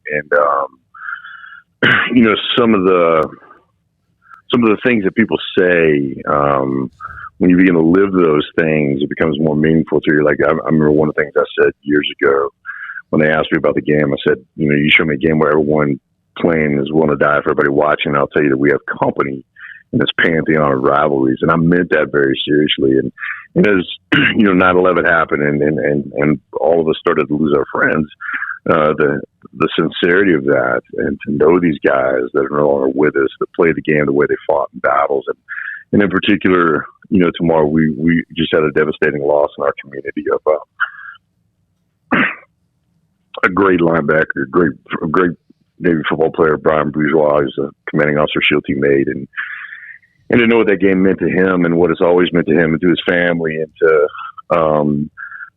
be thinking about him and to have a full but heavy heart tomorrow watching the game. And that's who I've gotten to call my brothers, both for the last, since I played in the game to now. I mean, it is a massing of all these men who meant what they said and have continued to long since we hung up our helmets. And it's just special beyond words in so many ways. Why does this game tend to go in streaks for either side? It's never too much back and forth year to year. You know, that's really, I don't know how to answer that question. I'm not a fan of the streaks. I always, you always want to beat Army, but you also have such respect for them that you want both teams to be competitive on the national landscape. So, you know, I'm sure there's some statistic or some schematic that can influence it one way or the other. I mean, the one thing I would tell you that, you know, both of our teams all our teams have tremendous talent. We're maybe different than other teams if we don't have depth, and I think you have one or two players that are out, or one or two players that are influential and they're no longer available. That can shade the outcome of the game pretty intensely. But you know, it's hard to. I've never fully understood how that happens. Not just in the Army-Navy game, but really in any sport. I've not always been able to figure that out. I found an article. Bruce anchors the defense Navy. Rambunctious linebacker plays with old-fashioned passion. I'm not surprised. This is a quote from you. I guess I was always rambunctious. I was such a wild child, full of life. Every summer, my mother would send me to Bible school, Catholic, Baptist, or Jewish. It didn't matter. Didn't matter. It was just, hey, you got them for a week, man, and try to make them make better decisions. Incredibly diverse. Incredibly diverse. Clint, if you allow me, that reminds me of an old joke. There was a little Jewish kid, and he was really he was kind of a holy terror, and his parents, had him public school, military school, all these things. Everywhere he went, just terrible kid. I mean, just all the kind of problems. And so finally, they put him in Catholic school, and overnight, he's just a saint, an angel. And they go and talk to his teachers. Like, yeah, he's great, straight A's and all this stuff. And then his parents come to him and said, listen, we're very happy that you're finally doing well and finally doing good, but we just got to ask what happened. He goes, well, when I walked in and saw the King of the Jews nailed to the wall, I knew that they meant business. Yeah, I mean, hey, that's a good one. Hey, you mentioned Commander Bourgeois, and you could tell that it.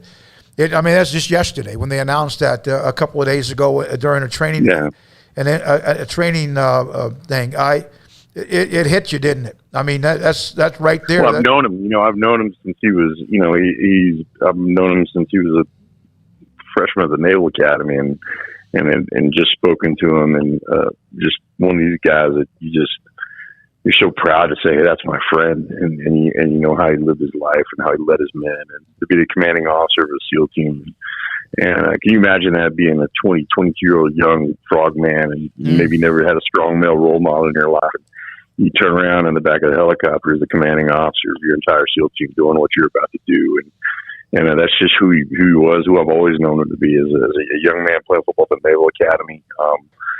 Athletic, intense, but amazing teammate, and as a guy that commissioned in the surface warfare community, and then just did everything he could, and he did it great, and he came over to the SEAL teams, and it's just highly respected and highly revered. And it's I was telling my daughters this the other day, because they could tell this, I've lost. Listen, with what we do, you lose your friends, and my youngest said, Dad, are you sad? And I said, yeah, I'm sad. And I said, but I could be sad because I lost my friend, or I could be sad because I never knew such men. And I just got to tell you, if I can choose my sad, I'll choose this one, because you got to know him, and it's just this beautifully brutal blessing to have to call men like Booge and friends and brothers, and so it's special. It's special in that, right? And Army has those stories too, and we all miss our friends, and this is but we also know that what we did was worth it, and it continued to be worth it in a play. I mean, that's one of the things I was always mindful of. I was always mindful of when I was playing. Like I want to play in such a way that some young soldier, sailor, airman, Marine, Coast Guardsman could turn on if they showed some game on ESPN 15 years, 10 years after I played, they could see me in the fourth quarter, win or lose, and go, okay, I'll work with him. And the game gives you an opportunity to live out principles that life says you need to have. And that's what I've always loved about the game. The game tells you the truth if you listen to it. And that's what I love about the weight room. I mean, you can't talk the weights off the ground. You have to do the work. And it's a team sport. I mean, no one's good enough to win a game by themselves. And so all these intangibles about leadership in life, they play themselves out for 60 minutes on Saturday. And this is a very special Saturday where it'll happen.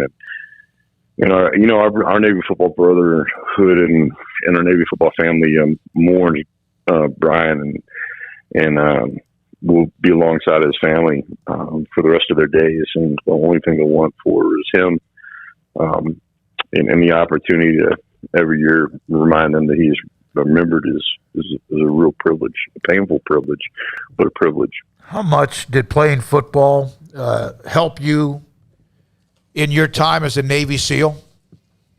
Oh, it's tremendous. I mean, I think, there's all these, we were just talking about this the other day, the concept of being able to reload and be able to kind of extract value out of a good or bad experience and put that knowledge to work instantly. Like, you just have to do that in the game. And I think the game gives you so many gifts that are applicable. The way I describe it is kind of like there's 4 maps that matter to me. There's the ball field, the battlefield, the boardroom, and the breakfast table. And for seasons of my life, the ball field and the battlefield were literal places, but now they mean to me, or they mean to anybody else. And the ball field is take care of myself mentally and physically, and the battlefield is protect those whom God has entrusted to me. And the boardroom is provide for those who God has entrusted to me. And the breakfast table is be a part of a family that loves me and that matters to others. And I used to think everything I didn't know about life I learned on the football field, and then I became a daddy, and I realized everything I didn't know about life I learned on the football field, and a husband and a leader. And the game just tells you the truth if you listen to it.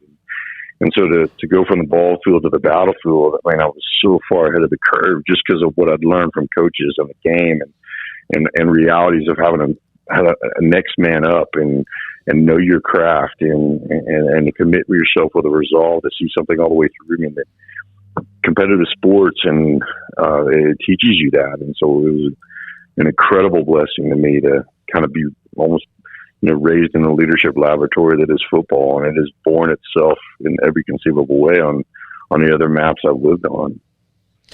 Clint, before we let you go, we've got to talk about Carry the Load and what you do there and some of the other things that you're involved in. We had a person on the chat room ask about veterans groups that you're involved with and advocacy there. Yeah, well, listen, America's Warrior Partnership is doing some amazing things out of Augusta, Georgia. Carry the Load. Listen, Stephen Holly, who's just I look like Stephen Holly's security guard. Stephen's what you want a Naval Academy football player, Navy SEAL to look like. It's like, and he runs Carry the Load so well right now. I'm more of an invasion guy than an occupation guy. Like, once there's Excel spreadsheets and stuff, the law of diminishing returns really sets in on my gifts and abilities. But Carry the Load is amazing. There's just so many incredible organizations out there. One of the ones right here in Dallas that I love and have been a part of for a while, the Center for Brain Health, the Brain Performance Institute. What Jacob Schick's doing over there at the One Tribe Foundation. There's just no shortage of amazing things going on. But Carry the Load is something I'm particularly proud of. And what's neat about Carry the Load is Carry the Load really exists to benefit a portfolio of existing nonprofits that kind of come together to form a really powerful continuum. And so carrytheload.org is amazing. I'm proud of Stephen and Debbie Wright, Todd Boding, Aaron Rigby, and all the folks that run that, and still get to go and enjoy it. And it's just, you got to be smart to be a part of Carry the Load now. And we all know I'm pretty. I'm not smart, but I'm good looking. It is. I caught a glimpse of myself the other day, and I looked at my wife and I said, "Hey, babe, I can turn it down, but I can't turn it off. It just is what it is." And she laughed almost as hard as y'all just did, which is a little bit hurtful, honestly. Hey, Clint, this is a kind of a minor side story to the game, but Under Armour and I guess Nike have been coming up with these uniform concepts now the last several years, and it's just the coolest thing in the world, and most of us don't even know what we're looking at. Really, they do a good job of explaining all of the tributes that they put. Neat. And that's the things I probably enjoy the most is the level of effort that goes into the designing those things. Like, you can like or dislike a particular design, one more or the other, but man, the storyboards that go into it and the effort that goes into it, and having known some of the Task Force Dagger guys, and then obviously so many of my classmates are fighter pilots, and so for me it's amazing because you know what went into it, and how they were consulted, and how both Nike and Under Armour just really need to get that right. And so that's what. So when I was growing up playing, we wore the patches, which always meant something. But I love the thoughtfulness that goes into the whole thing, and it just makes me really proud, and it reminds me what I get to be a part of. And Brown Bourgeois' family's gonna, that's part of his story too, and just thinking a lot about him. We will. And Clint, thank you, man. Appreciate you. You are, and we love you. We do, for everything you've done, what you've represented. I read the story about Hurricane Katrina. You and 10 special forces extracted 600 people in New Orleans during that time.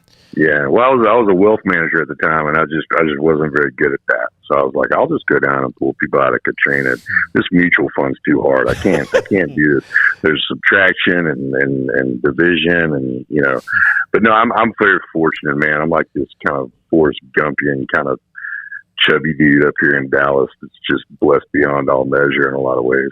We're blessed that we know you too, man. Thank you so much. God bless. Thank you. You guys have a great day. Clint Bruce, you there you go. I tell you, we ran into him. I think it was in San Francisco, wasn't it, Paul? When we first met him with some of the stuff at Wounded Warriors and what we started to do with our shows from the Radio Row, and then stayed in touch.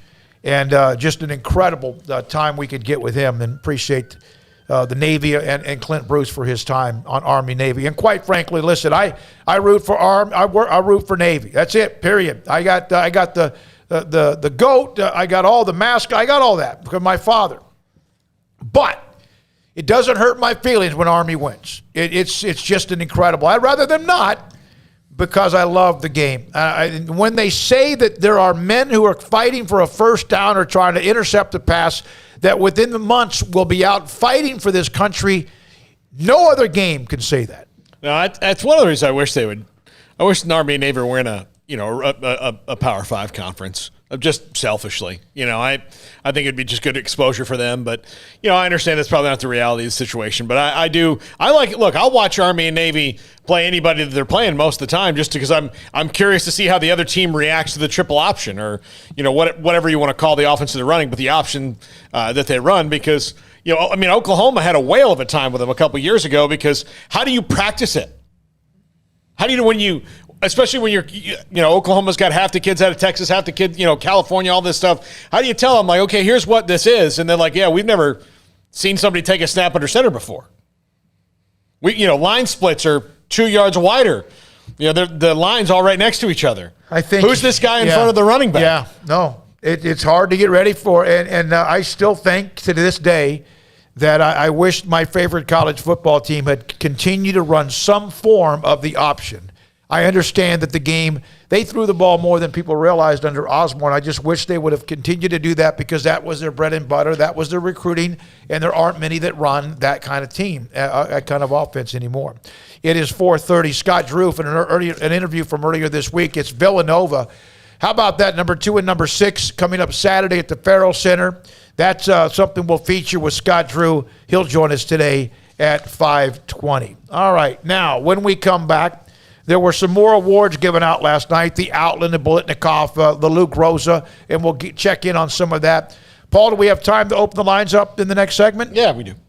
All right, Armstrong, would you please get that set as well? When we come back, 254-339-1122. 254-339-1122. You can text us if you can't call us. But if you can, we want to hear from you on this Friday afternoon, and we'll try to continue to update you on what the hell's happening with Oregon. But we do know that Kalani Sitake staying at Brigham Young. Sikkim 365 Radio and 365 Sports. Discover Woodway. Right now, through Christmas Eve, they continue letters to Santa Claus. Jesse Reed runs the marketing department for Discover Woodway. You can go on their site at discoverwoodway.com, and they already have like a mother-daughter brunch lunch set up for early in the year. And very soon they'll start to have those concerts at the Arboretum and the Pavilion as well. Santa's elves, of course, dropped off a magical mailbox. DiscoverWoodway.com at their location. It's the Pavilion at the Arboretum, open Monday through Friday. They're closed in 24 minutes, but you could start back up again on Monday. You can go by and pick up a postcard from the mailbox. Write a letter to Santa, drop it inside, and Santa Claus, because that's what he does, will get back with you. Remember to make sure you do leave a return address. So if you have a child, young or even older, maybe even you or a grandchild, and you want to make their day, go by the Pavilion at the Arboretum in Woodway. Open 8 until 5 Monday through Friday, and get one of those cards, put it in the mailbox, make sure your return address is included, and they'll get something back in the mail. And what a day that will be. It's discoverwoodway.com, and they have 7 hotels that you could also contact if you're coming into town for the holidays. with Magnolia, the Silos, and or anywhere else, including maybe dropping by and just saying hi to us at discoverwoodway.com.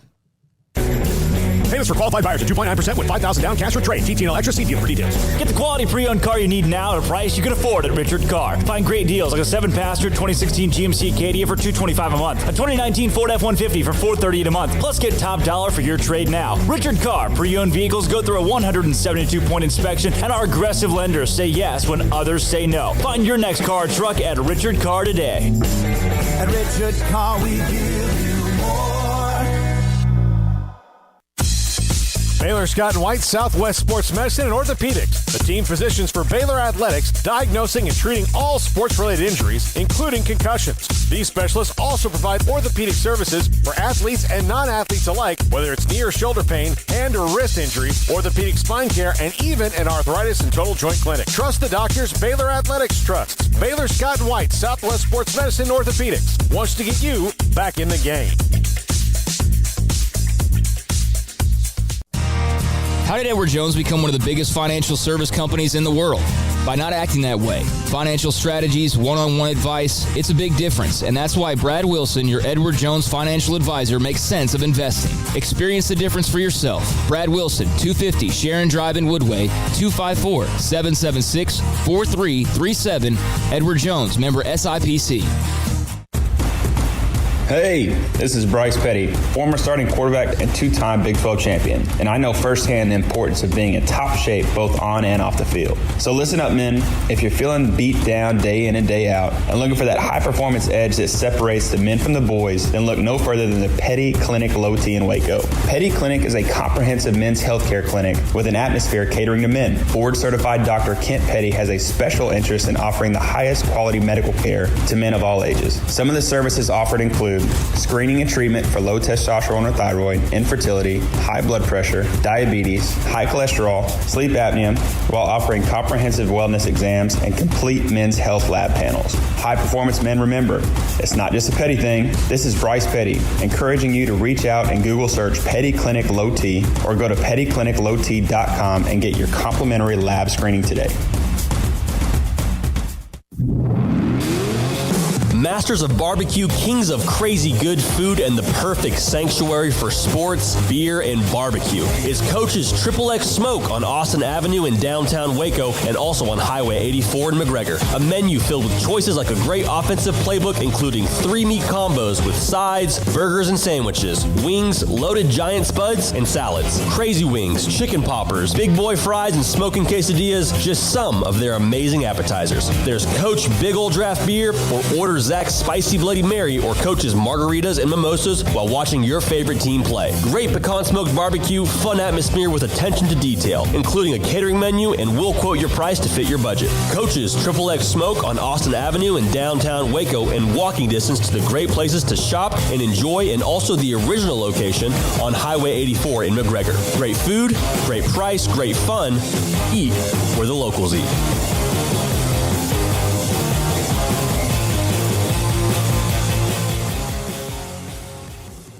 That was almost returned. It is. Brad Boozer, Boozer's Jeweler, joins us on Sikkim 365 Radio.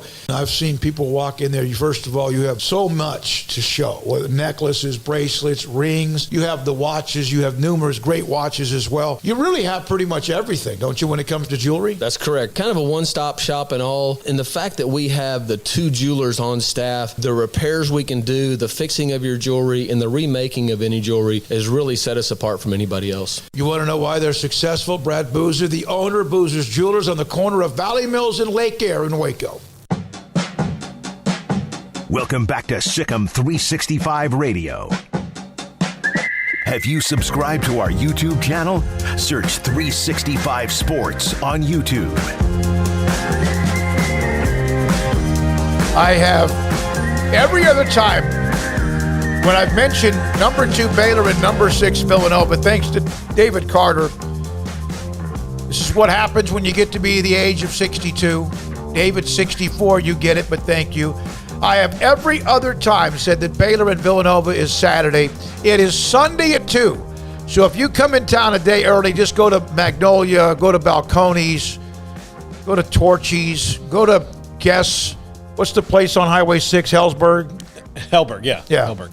I'm sorry, but it's Sunday at 2. I've done that again. It's Sunday at 2, Villanova, Baylor. Looking forward to that. I can't remember the last time the Baylor men played on a Sunday.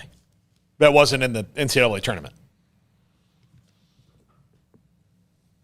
I mean, it's been a long time. Usually, they're on Saturdays in the regular season. Yeah, the I guess with college football now almost all but over. There's Division II, and of course there's Division III and the FCS that are playing as well. But I look forward to that. Villanova with Jay Wright. Love him, man. He's good. I remember what he said after the Baylor game. It was at the Butler Fieldhouse, and that was such an intense game. They had Baylor in trouble at halftime. And as they always do, as you always told me, Paul, every week, I would go, this is it. Oh, my God, it's over. Well, and then right before halftime, Baylor had made a couple things happen. You're like, okay. And then right after halftime, Davion Mitchell said, well, no more. That's it. Nuked them. That's you guys are not going to – you're not going to cross half court and get to the three-point line without me attacking you like you walked into a Hornets nest. There was one possession in that game, and I remember from where I sat, which was kind of in a corner on the side of which I don't know whose bucket it was, but it was Villanova on their side of the court, where their guard threw the ball towards the scorer's table, and there was nobody there. He just was so frazzled because of the pressure of the Baylor defense during a run that they made, where he just launched one into the scorer's table. Just no reason for it. He just, oh my God, I got to get rid of it, and he did. And it was yet one of the numerous turnovers, and Villanova just melted down in the second half. And Baylor, of course, went on to win it all, the national championship on April the 5th, about a week later. All right, now let's go to the chat room, fellas. 254-339-1122. We'll go to the calls first, and I'm going to load up some of your chat stuff as well. All right, let's go to Houston, and there's no name on this one, but he wanted to talk about Army-Navy. Thanks for your call. Hi. Not as unique as it used to be, but I did 5 years Navy, 5 years as an Army infantryman, and this one's a little special because I was naval aviation, so I'm loving those uniforms. And last but not least, go Navy, beat Army. All right. Well, that's an interesting one. You did both, man. Thank you. God help you. Thank you for helping save our country. Appreciate it. Then he gets to pick. That's all. That's not like I went to undergrad here and grad school somewhere else. I mean, that one, you legit get to pick. So. Yeah, that's awesome. Yeah. So I wonder, where is your heart when they play?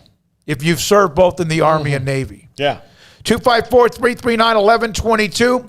Sikkim 365 Radio, 365 Sports. Stephen in Virginia, thanks for your call. You're on the Bet US caller line. Hey, I just wanted to reminisce about that Big 12 title for a second because I thought it was really poetic the way it ended.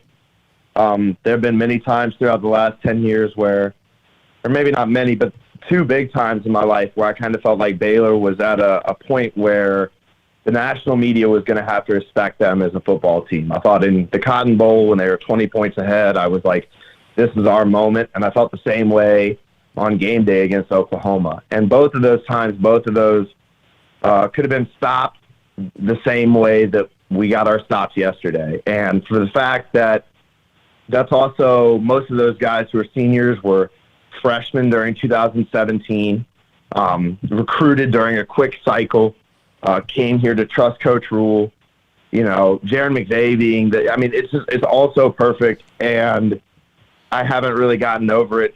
And it felt, I got to say, I have relatives who, weren't allowed to watch Texas and Texas A&M football games from cardiologists, and I get it now. I get it. I really thought I was going to die when Oklahoma State was making those chunk games. They made the first 3 chunk games, and I was like, oh, no, here it goes. And Jaron McVay had about 100 years of frustrated Baylor football history. People telling you, nobody cares about Baylor. Y'all are never going to be good.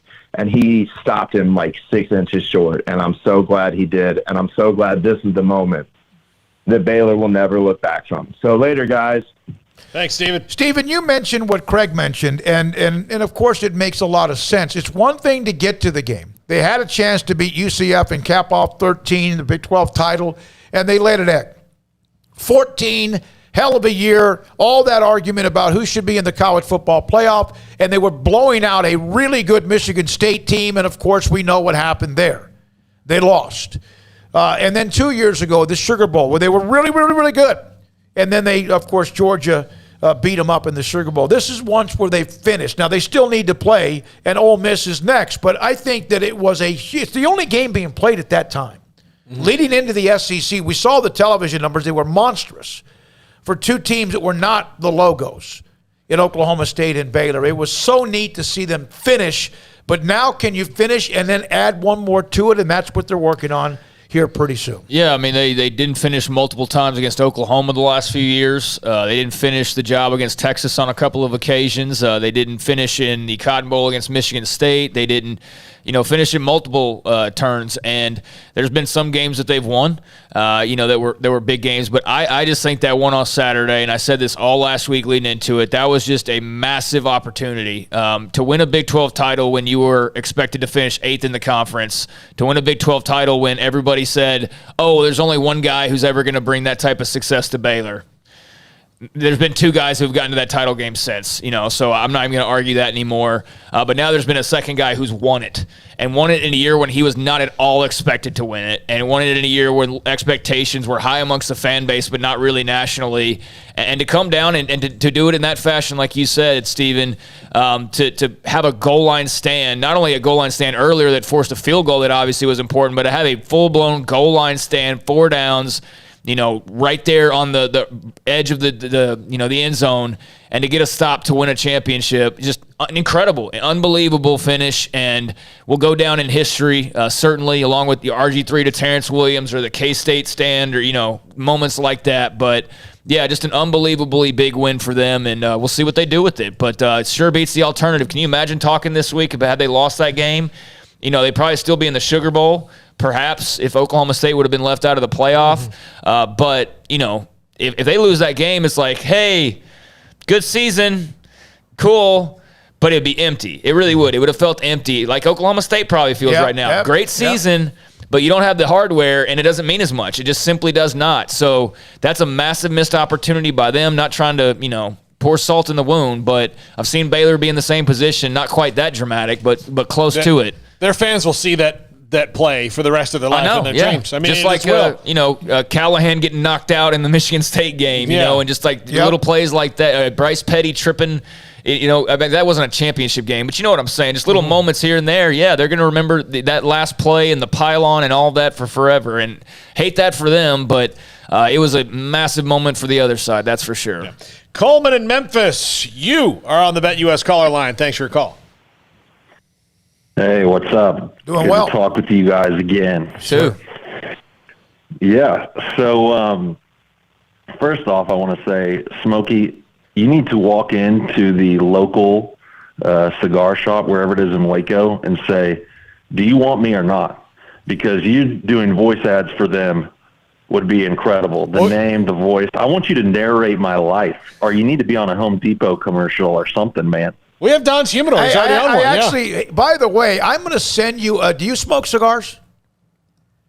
I do. All right. Do you like Ashton cigars? I've never tried them, but I'm sure I will like them. I want you to text us the number you called. I want you to text us. I got you. All right. Smokey. And I'm going to email you, and I want your mailing address because of what you said. First of all, thank you very much. Very flattering. I appreciate that. I do endorsements for Don's Humidor and a cigar shop, and I will do that. I'm going to send you a sleeve of 3 Churchill-length Ashton cigars. How about that? Oh, come on, man. I'm not kidding. Yeah, I'm going to do that. So, okay, we'll get your address. We'll send that to you. All right. So thank you very much. We appreciate that. Yeah, that's really cool. Well, Memphis. Hey, we got to get Memphis in the Big 12 here in the next couple of 3 years, right? Yeah. Yeah, y'all do. You gotta get, but we're trying. But here's what I wasn't sure if I was still on or not. I know Don Humidor's heard that ad. I didn't even think that's a cigar place. But the one other thing I was going to say is, and y'all might not like this, but first off, congrats to Baylor. But I need everybody listening right now who is not a Texas or OU fan to get out a notepad and or a note and pin and write Texas and OU a thank you note, because all they have been doing since leaving has been good for them. A rising tide lifts all boats. Look at all the three teams, Sam Houston State, the other two, coming to FBS football. It's made the Big 12 look better. It's also hopefully going to help out my other team, Memphis, get to the Big 12, and now the Big 12 can just beat its chest. But look at all the other conferences and all the other teams, all the moving around. So I don't want to hear that complaining, y'all. Not from y'all, but the other people. Write a thank you note to Texas and OU. That's all I have to say. Hook 'em. And thank y'all so much for the guitars, or for the cigars, really. Hey, man. Appreciate you. I will. Do we have his address, Paul? I just text you his phone number. Okay. All right. Good. I'm going to text you on my cell phone, and you send me your mailing address. I just got a brand new box of Ashton cigars from Don Humidor, and I will send you a sleeve, 3, 4, 5 cigars in the mail. Okay. Yeah, I think Cincy, BYU, and Houston and UCF could probably all write a thank you to Norman and Austin. That wouldn't be a bad idea, because that absolutely opened the door for some kind of changes that we might not have otherwise seen. I mean, there's no reason to believe that if Texas and OU don't make the move that they do, that we're going to be talking about an expanded Big 12. We'd have no reason to. We'd have absolutely no reason to at all. So, I mean, it has worked out in the long run. It really has well for not only the teams that are coming in, but for the teams that have stayed behind. I mean, I think to have a Baylor-Oklahoma State championship game of this year of all years, and to have a classic like they did, especially at the finish, was awesome. Utah's not Utah, but BYU's, Kalani Sitake signing today, extension. I mean, there's a lot coming up, roses for the Big 12 right now, and I love to see it. And I'm really excited about this new conference. It's going to be different without Texas and OU, but when I see the stories like Texas's, NIL stuff, I'm kind of like, all right, when are y'all leaving again? Like, when can we get this new Big 12 started? I mean, honestly, I kind of am that way, because I'm excited about the changeover. I know they're excited about the SEC move, but everybody seems happy, so good. That's great. All right, let's go to Chris on the BetUS car line. Chris, thanks for your call. Oh, there we go. Come on. There we go. Chris is there. Hey, guys. How you doing? Doing great, Chris. I wanted to say thank you. Thank you for the positive military coverage. I can't speak for any other veterans, but, it's been a rough year. The way we left Afghanistan, was extremely hard. And it's just good to see there are people out there who actually are pro-military. In this cancel culture world, anytime people are positive, I thank my lucky stars for that. Hey, the reason I was calling in was I know I've asked this before, but what does John Gruden have to do to get in people's good graces? And the reason I ask this is because you had some horrible people out there, like what's his name, Ron Meyer. No, I'm sorry, the guy from Jacksonville that was coaching, who was rubbing up on that 18-year-old girl. Yeah, Urban Meyer, and you've got that guy Bobby Petrino, who's really human feces. He's a horrible guy. If those guys can get chance after chance, I know what Gruden did was wrong. But I just think at some point, you have to give people a shot at redemption. And if they truly ask for contrition and forgiveness, even like Art Briles, I think he should get a second chance. You know what I mean? Anyway, just wanted your opinions. Thanks, guys. Go ahead. Here's the thing. First on Art Briles. I think Art Briles, I don't know if Art has ever really kind of grasped what he needs to say so people understand that he is contrite. Because a lot of times it comes off across like, look, I'm just a football coach. Yeah. I'm just a football coach. And I don't think that means that he is in any way doesn't feel any guilt about things that went on or that. But I don't think that he's ever come around to where people would feel comfortable going, do you really grasp everything that happened overall, even though we know most of it was not his fault, but he had a role in it. And I think that's where Art doesn't. Where John Gruden is always going to have a problem is that stuff is going to live forever, and he's going to have to win a whole locker room back over and over and over again with free agents and guys that come in. And look, John's made a lot of money, and so he's not going to hurt for it. What I am curious about in his lawsuit is why that needed to see the light of day, at all. And Brent Musburg, you know what I mean? But jobs. Yeah. I mean, come on now. And he did way worse than John Gruden ever did. And I'm not saying racism or saying anything racist is like just absolutely automatically forgivable. But if you want to compare it to other situations, two wrongs don't make a right. But, one guy tried to cover up a murder and, another guy said some dumb things. So I don't know. I don't know what it'll take in this day and age. I feel like he will come back at some point somehow, but I just don't think it's going to be very soon. Here's the thing. We have discussed Art Briles, as you can imagine, even before Pepper Hamilton in May of 2016. I had a chance to sit down with him when he came back from Italy and did an interview with him, and it was hard. And I'm sure it was kind of difficult for him. He came in for a clinic over at the convention center. And I knew he was going to be a guest speaker. Midway's former head coach at the time, Jeff Hume, invited him. He played for Art Briles at Georgetown High School. And I remember reaching out to Coach Briles. And I also told him, I said, this is not going to be just about the clinic, because I had 2 or 3, 4 questions from during the time of which all hell broke loose, and I was able to ask them. And again, even some that say it wasn't hard enough. That was a very difficult interview for me as well, because to me it seemed like he is the poster child of cancel culture. He is. I'm talking about when it comes to athletics. We have seen coaches come and go, some that have been, I slightly disagree on the cancel culture thing a little bit, just because I feel, I mean, I don't know. Isn't that what's happened to him? Hasn't he been canceled? Yeah, but he I don't know, he kind of did it to himself in a way. You know what I mean? I don't think it's I know there's always going to be, I'm not disagreeing with you, I know there's always going to be a 50-50 black and white thing here with him because of those who loved him, worshiped him, and in some cases, of course, of what he did at Baylor in football. If you go back and listen to Jim Grobe, I don't know if you guys paid attention, I know you were, about what Jim Grobe was saying about during that time as well, and where some of the bullets were coming from. But there have been other coaches who have been involved in things they actually were criminally involved with, who are coaching now, who have been given a second or third, criminally involved with, and that was something, no matter what you may think about the role of Art Briles and Baylor and the scandal, he was never, ever criminally accused of anything. Now, you can say that it was just something that should never have been done and he should never work again. If that's your opinion, that's fine. Well, and here's, I don't think he's also done himself any favors in the aftermath of every time, a whole bunch of people involved with Art Briles, including his attorney, when the NCAA came out that report on Baylor, said, well, this completely vindicates him, when in the report there's a huge section about how he made errors along the way. Well, that doesn't completely vindicate you. It vindicates you that you didn't break any rules under the NCAA, but they still said they didn't like the way you handled it. And when that comes out, instead of saying, yeah, I did not handle this the right way, your people say, well, I didn't do anything wrong. Well, I'm glad completely to be clear. vindicated. Yeah, it's not. It is those who either like him or not, it is almost as much a pro, it's almost like politics. It really comes down to one or the other. Go ahead. So John Gruden. So that was what the call was about. So what do you guys think about John Gruden? I gave my opinion already. I mean, look, and I don't think John Gruden's going to coach in the NFL again, because I don't think anybody can sell him to a locker room again. Because I think that we're in a different era of players and the way that they react to things. And, all it's going to take is you're talking about 53 guys, and the bottom of those 53 changes every year. So you could have 20 new guys coming in the locker room or more, and having to constantly sell it to them every year, and him saying, well, he's going to have to earn it. To me, I think for NFL teams that are the one thing they hate more than anything is distraction.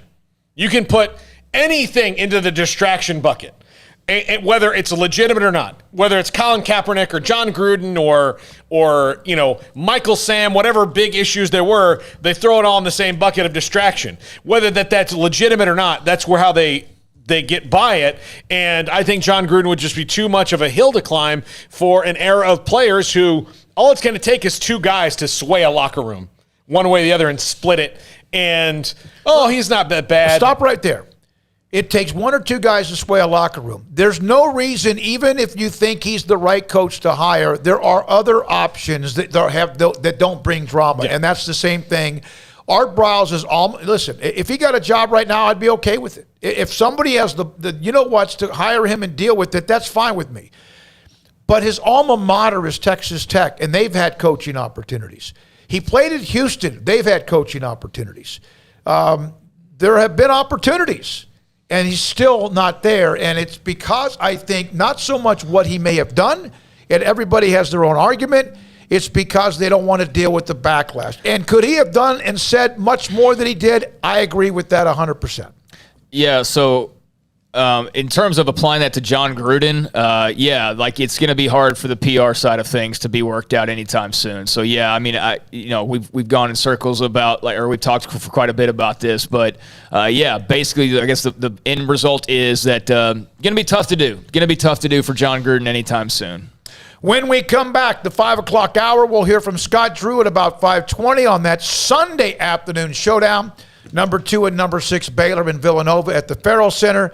More with you, Sikkim 365 Radio, and also 365 Sports.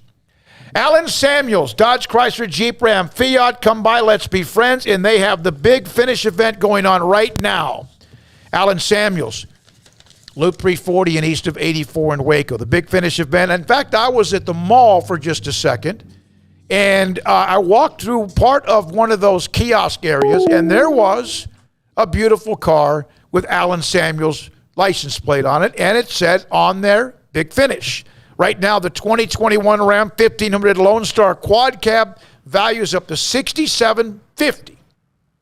$6,750 or 2.9% for 72 months plus $2,000 in bonus cash. You have one or the other. First responders get an extra $500 as well. Ram, the winner of that prestigious J.D. Powers initial quality study as well. The all-new 2021 Jeep Grand Cherokee L, that's the one I drove around for 3 or 4 days thanks to Ted Teague.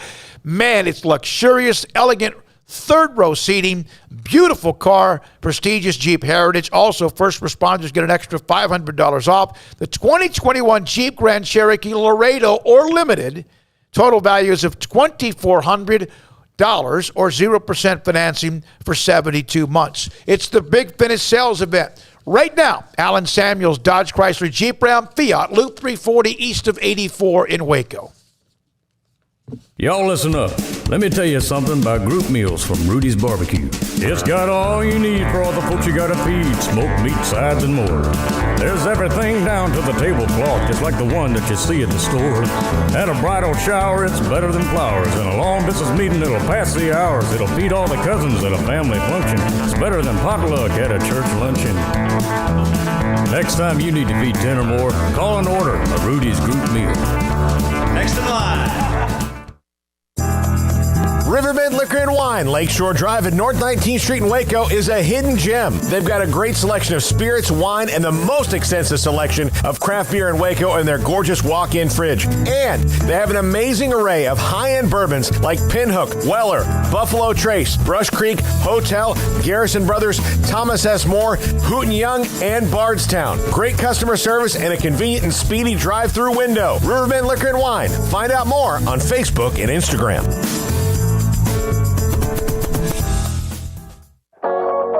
Waco Regional Tennis and Fitness continues to add more weapons to your getting or staying in shape arsenal with 8 brand new treadmills ready for you to run or walk a mile or 2 or 10. And with the explosion of interest in pickleball with instructors Joe Rosa and Jody Thurman with more courts available. Waco Regional Tennis and Fitness with large flat screens stretched across the weight room with Wi-Fi available, their own app to enjoy news, business, weather, or sports.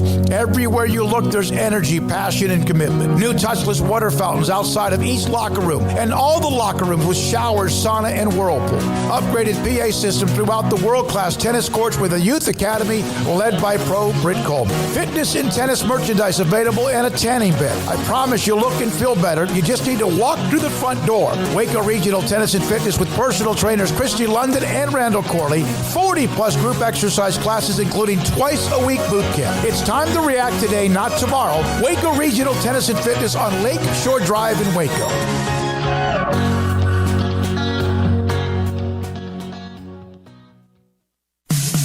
In the market for a quality metal building? Since 1943, Pioneer Steel and Pipe has helped Central Texas residential and commercial customers with metal building design, panel options, building components, and trim options. Pioneer Steel and Pipe's residential line is energy efficient, offers low maintenance, reduces insurance payments, is impact resistant, and carries up to a 45-year limited warranty. In addition, they can also help you find a metal building contractor for your project. Pioneer Steel and Pipe with locations in Waco and Bryan and at pioneersboys.com.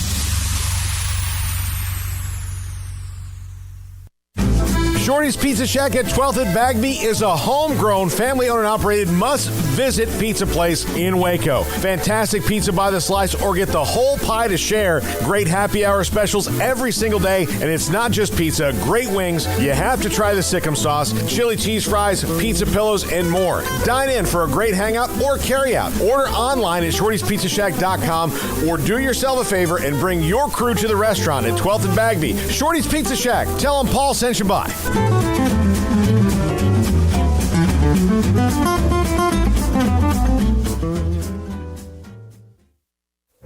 Stepping into a new pair of boots is great, but stepping into the boots of a U.S. Army officer can also add confidence and leadership skills to your son or daughter's career path. There are more than 150 occupational specialties to help them find the best fit for their future. See all the things your son or daughter can achieve in our boots at GoArmy.com.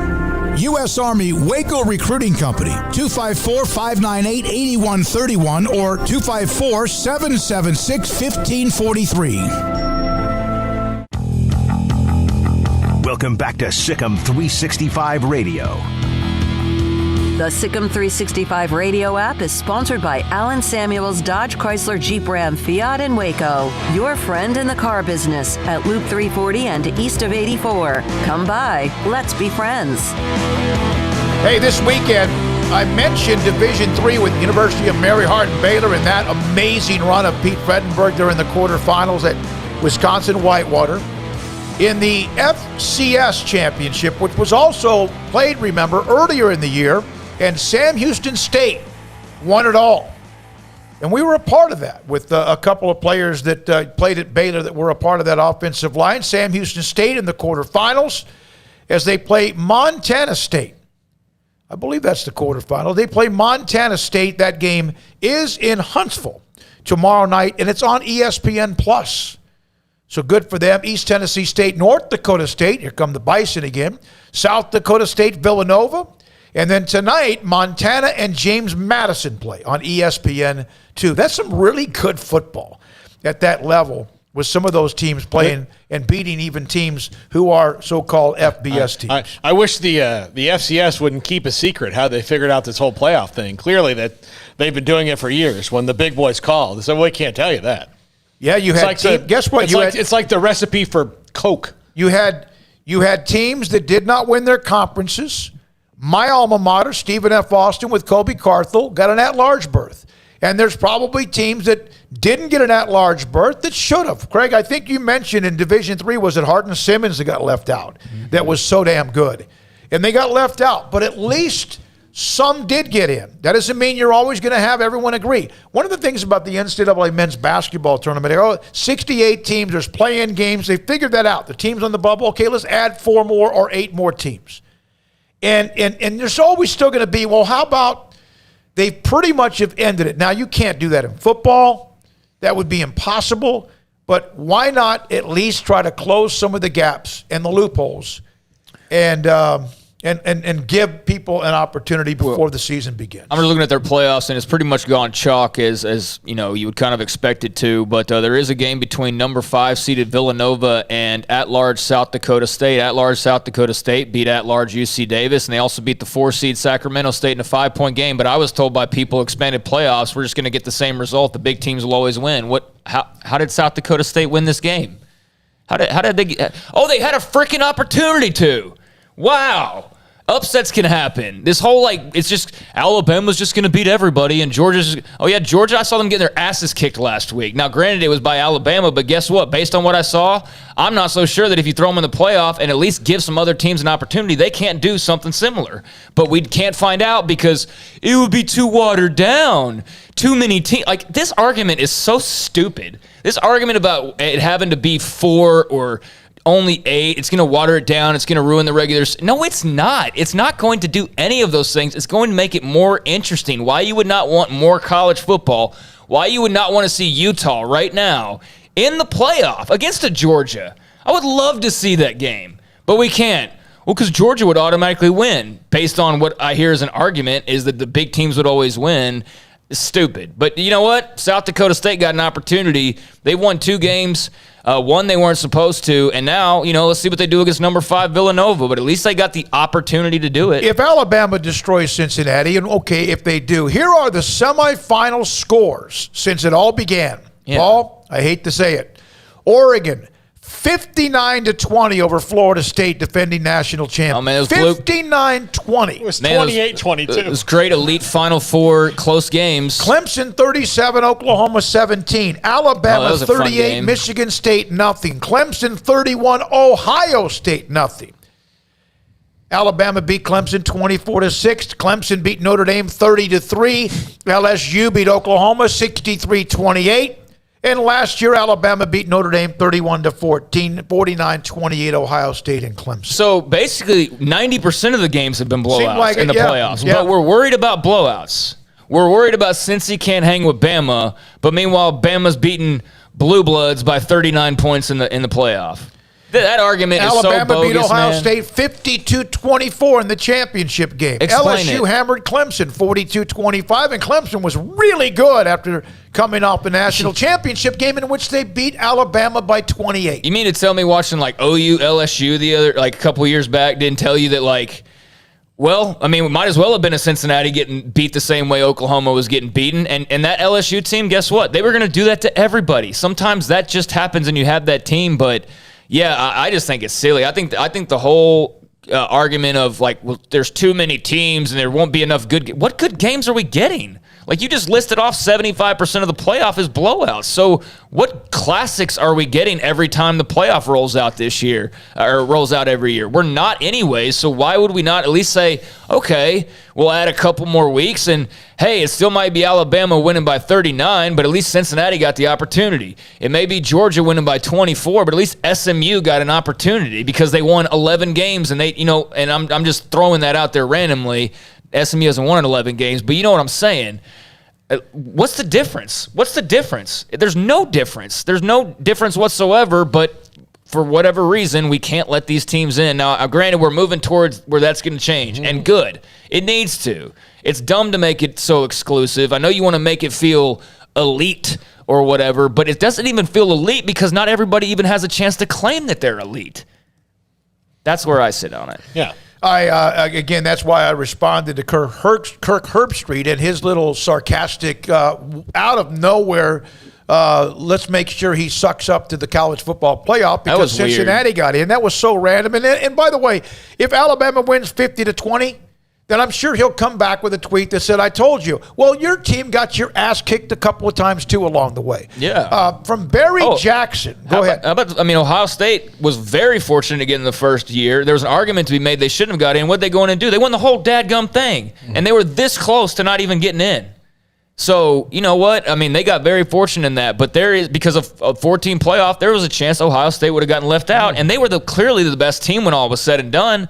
And that's the thing is, who's been left out that maybe was the best team, and we just never got to see it because, maybe we've got TCU or Baylor in 14. TCU and Baylor in 14 could have gone in there and shaken some stuff and up. Here's somebody saying, well, but Ohio State won the national title, and so it's hard to argue. But if they were fourth and won the national title and they were red hot at the end of the year, well, maybe TCU could have done that, Absolutely. Or maybe even Baylor. Now, from Barry Jackson, he covers the University of Miami. I'm not sure if you saw this, guys. Yeah. I've already seen the response. Explosive stuff tonight in wake of a report that NCAA is probing Dan Lambert, University of Miami's NIL deal. Lambert said he received Miami authorization before doing a deal.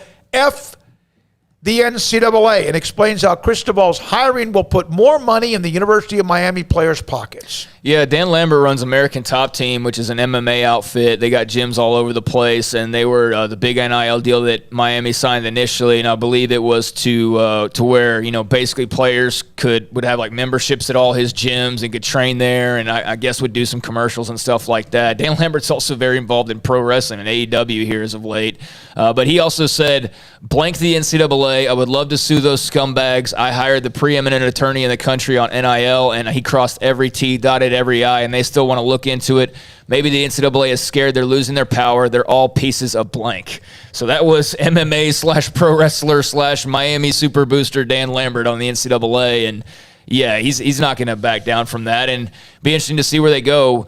You know, the NCAA seems so toothless at this point. Do I have any hopes they're really going to uncover, you know, shady dealings in NIL? I doubt it. He hired Darren Heitner, who is the dude. I love that. He and our buddy Dan Lost are great on Twitter when it comes to sports law stuff. Yeah. So he hired Darren Heitner. So I don't expect that. Darren Heitner, I don't know if he's undefeated against the NCAA, but he's like Alabama playing Wofford. I mean, it's not. Listen. Yeah, no, I would love to sue those scumbags. I hired the preeminent attorney in the country, NIL, huh? I just read that. Okay, the fact that he said he dotted all of the T's. That's what. Darren Heitner says, Dan Lambert's the best. As I told Florida Sports Buzz, if the NCAA takes punitive action, we are ready to go to war. That's Darren Heitner following up on Dan Lambert's comments. So, we will see. I mean, there's bound to be some butting of heads on this NIL stuff. I find it weird that his is the one that they're really pointing at, because I think the most recent one's the shadiest of all of them. But, you know, there is going to, I'm sure, be some digging into it, and I'm not really sure what they can do about it, to be perfectly honest with you. But, the cat's out of the bag, guys. I mean, you know, the NCAA, once again, like with everything else, they really have nobody to blame but themselves. Who was the one that was slow playing the NIL the entire time? Not passing the overall legislation. Just sitting back and let's see what the government tells us to do. And now you're going to sit there and say, oh, well, now we're going to sue people because this is against... You idiots, if you would have gotten this taken care of to begin with, it would be clear cut, and you wouldn't have various states with various laws and various, you know, whatever. You cannot give people no direction. I'll give you a political example in Florida.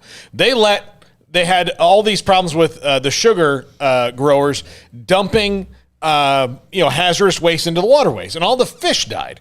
And fishing is a huge tourist industry in Florida, and so their solution for it was to, hey, let's create a commission that's gonna put limits on the water. And who do they put on the commission? The sugar growers. Well, you can't let the inmates run the asylum. That's exactly what they did here. The inmates are running the asylum. Yeah. And, okay, just make your own rules. We can't figure it out. But now we're going to get mad that you're doing it the wrong way, and now we're going to, attempt to sue you. So, yeah, I mean, good luck with that, NCAA, against Darren Heitner and Dan Lambert. But, NIL, it's been a wild ride so far in this first year. Not quite what we expected, and now it's kind of turning into, thanks to Texas, what we kind of expected. All right, when we come back, Scott Drew, Baylor men's basketball coach, led the team along with a great staff and those amazing players to the national championship back on April the 5th of earlier this year, number 2 in the country, unbeaten so far. Villanova, number 6 in the country, have won 3 of the last 5 national titles. The two teams combined, with Villanova winning 2 of those 3, and that's coming up next on Sikkim 365 Radio and 365 Sports. I will be going to Riverman Liquor and Wine tomorrow because I've got to get a big bottle of craft beer for a beer exchange, for a holiday beer exchange that I'm going to tomorrow night. And the reason I'm going there is because they have the best selection of craft beer around. Gorgeous walk-in fridge, and you can see pretty much anything you want to do there. They are amazing when it comes to everything. High-end bourbons, Pinhook, Weller, Buffalo Trace, Brush Creek, Hotel, Garrison Brothers, Thomas S. Moore, Hooten Young, and Bardstown. Look, if you're out there and you wonder, what does Paul want for Christmas? A bottle of Bardstown wouldn't hurt my feelings. It's great stuff and very high-end. Great customer service and a speedy drive-through window. Riverman Liquor and Wine. Find out more on Facebook and Instagram. Baylor University is where lights shine bright. So, let there be light. Let there be roommates and teammates, scholarship and championships. Let there be fresh starts and new traditions, fast friendships and lasting impacts. Let there be laughter. Let there be joy. Let there be light. Baylor University, where lights shine bright. Born in Waco, Brotherwell Brewing exists to serve the Central Texas community with locally crafted beer of the highest quality. They want to bring Central Texas closer to the brewing experience so everyone can enjoy well-made beer as much as they do. For 2.5 years, they've been bringing high-quality beer to Central Texas at their location on Bridge Street in East Waco. Brotherwell Brewing believes in community and bringing people together to enjoy products made in their community. So for your game day, whether it's a tailgate or at home, stop by Brotherwell Brewing for high-quality craft beer made right here in Central Texas, 400 East Bridge Street, and check them out online at brotherwell.com. At Ideal MRI, we feel blessed to be a part of the Waco community. We're a small family business right here in Central Texas, and our goal is to bring down the cost of health care while maintaining high quality. At times like this, the cost of health care has never been more important, and unfortunately, significant illnesses and injuries still occur. That's why Ideal MRI is open and here to serve you through the difficult time. We offer premium MRIs just like a hospital with state-of-the-art technology and specialists, but you'll pay less.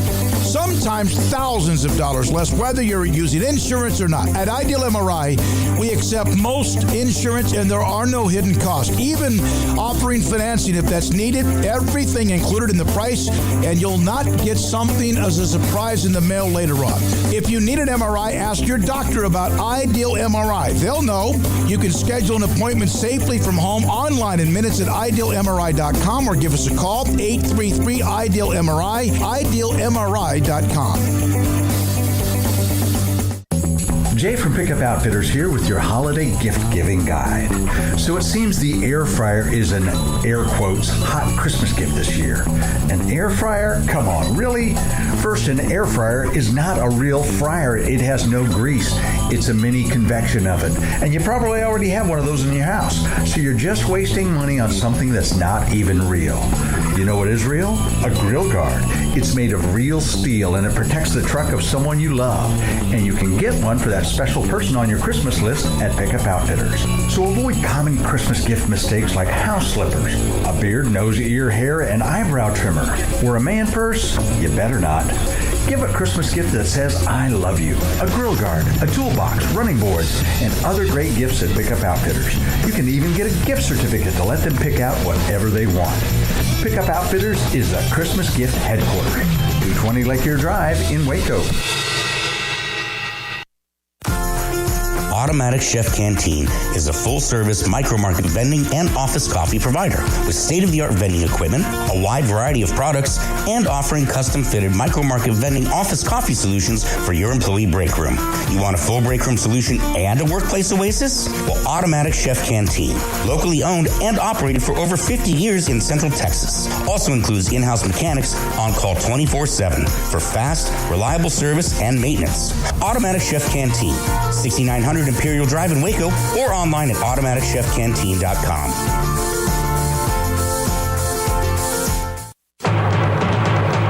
The Big Finish sales event is going on now at Allen Samuels. The new 2022 Ram 1500 Lone Star Quad Cab has values up to $6,750 or 2.9% for 72 months, plus $2,000 bonus cash. First responders get an extra $500. Ram, the winner of the prestigious J.D. Powers Initial Quality. The Big Finish sales event is now at Allen Samuels, 201 West Loop 340 in Waco. Come by. Let's be friends. See dealer for details. All offers have credit requirements. Welcome back to Sikkim 365 Radio. Championship if you score in all likelihood. And perhaps to see it paid. Jackson trying to turn the corner, and he did not get there. Darren McFay raced him to the pylon and made sure he came up inches short. The 5 o'clock hour is sponsored by Edward Jones Investments with financial advisor Tom Albers, staying in touch with you and your money through these difficult and changing times.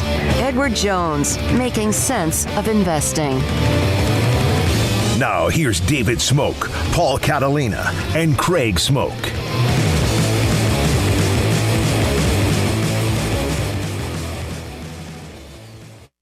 National championship head basketball coach Scott Drew, Baylor Bears, stay unbeaten, and joins us on Sikkim 365 Sports. How about Baylor football? How about Dave Aranda and the Bears? Well, first of all, if he is not National Coach of the Year, there's a problem because he definitely deserves it and earned it. And I can tell you one thing: we didn't have to worry about a pregame pep talk after the ending of that game because we were all fired up. Come Saturday, so happy for them and excited for them. Yeah, and Scott, how often has he? And I know whatever conversations you have are private. He's told me he wants to be here. He's a fit here. You've proven that before, and for a long, long time. Have you guys spoken much about that? No, because with this season, I mean, that's the last thing I want to do is interfere with that. And I know what it's like when you're prepping for a game. And in football, I tell you, I really learned if you have 3 weeks and then a bye, if you get 3 losses in a month without a win, I mean, that is just brutal. So I mean, coaches really understand the pressure and the just all the time involved to prep for a game. So that was number one. Number two, if I did sense he was going to leave, then I would have gone to his house and made sure that didn't happen. There you go. So, but I had heard good things that you'd planned on staying and everything, and obviously everyone's very excited because he's done a tremendous job. But he also really represents Baylor in a terrific way. I know I really enjoyed my friendship with him and the family, and again, couldn't be more proud and happy for his success and how they conduct themselves and how they represent the university. And I believe that because of your success and the fact you've been here for quite some time and where you are now and what the program's done, that proves that people can come, coaches can come to Baylor, stay long-term, be successful, win big things. Don't you think that makes a difference now with all the other coaches on campus?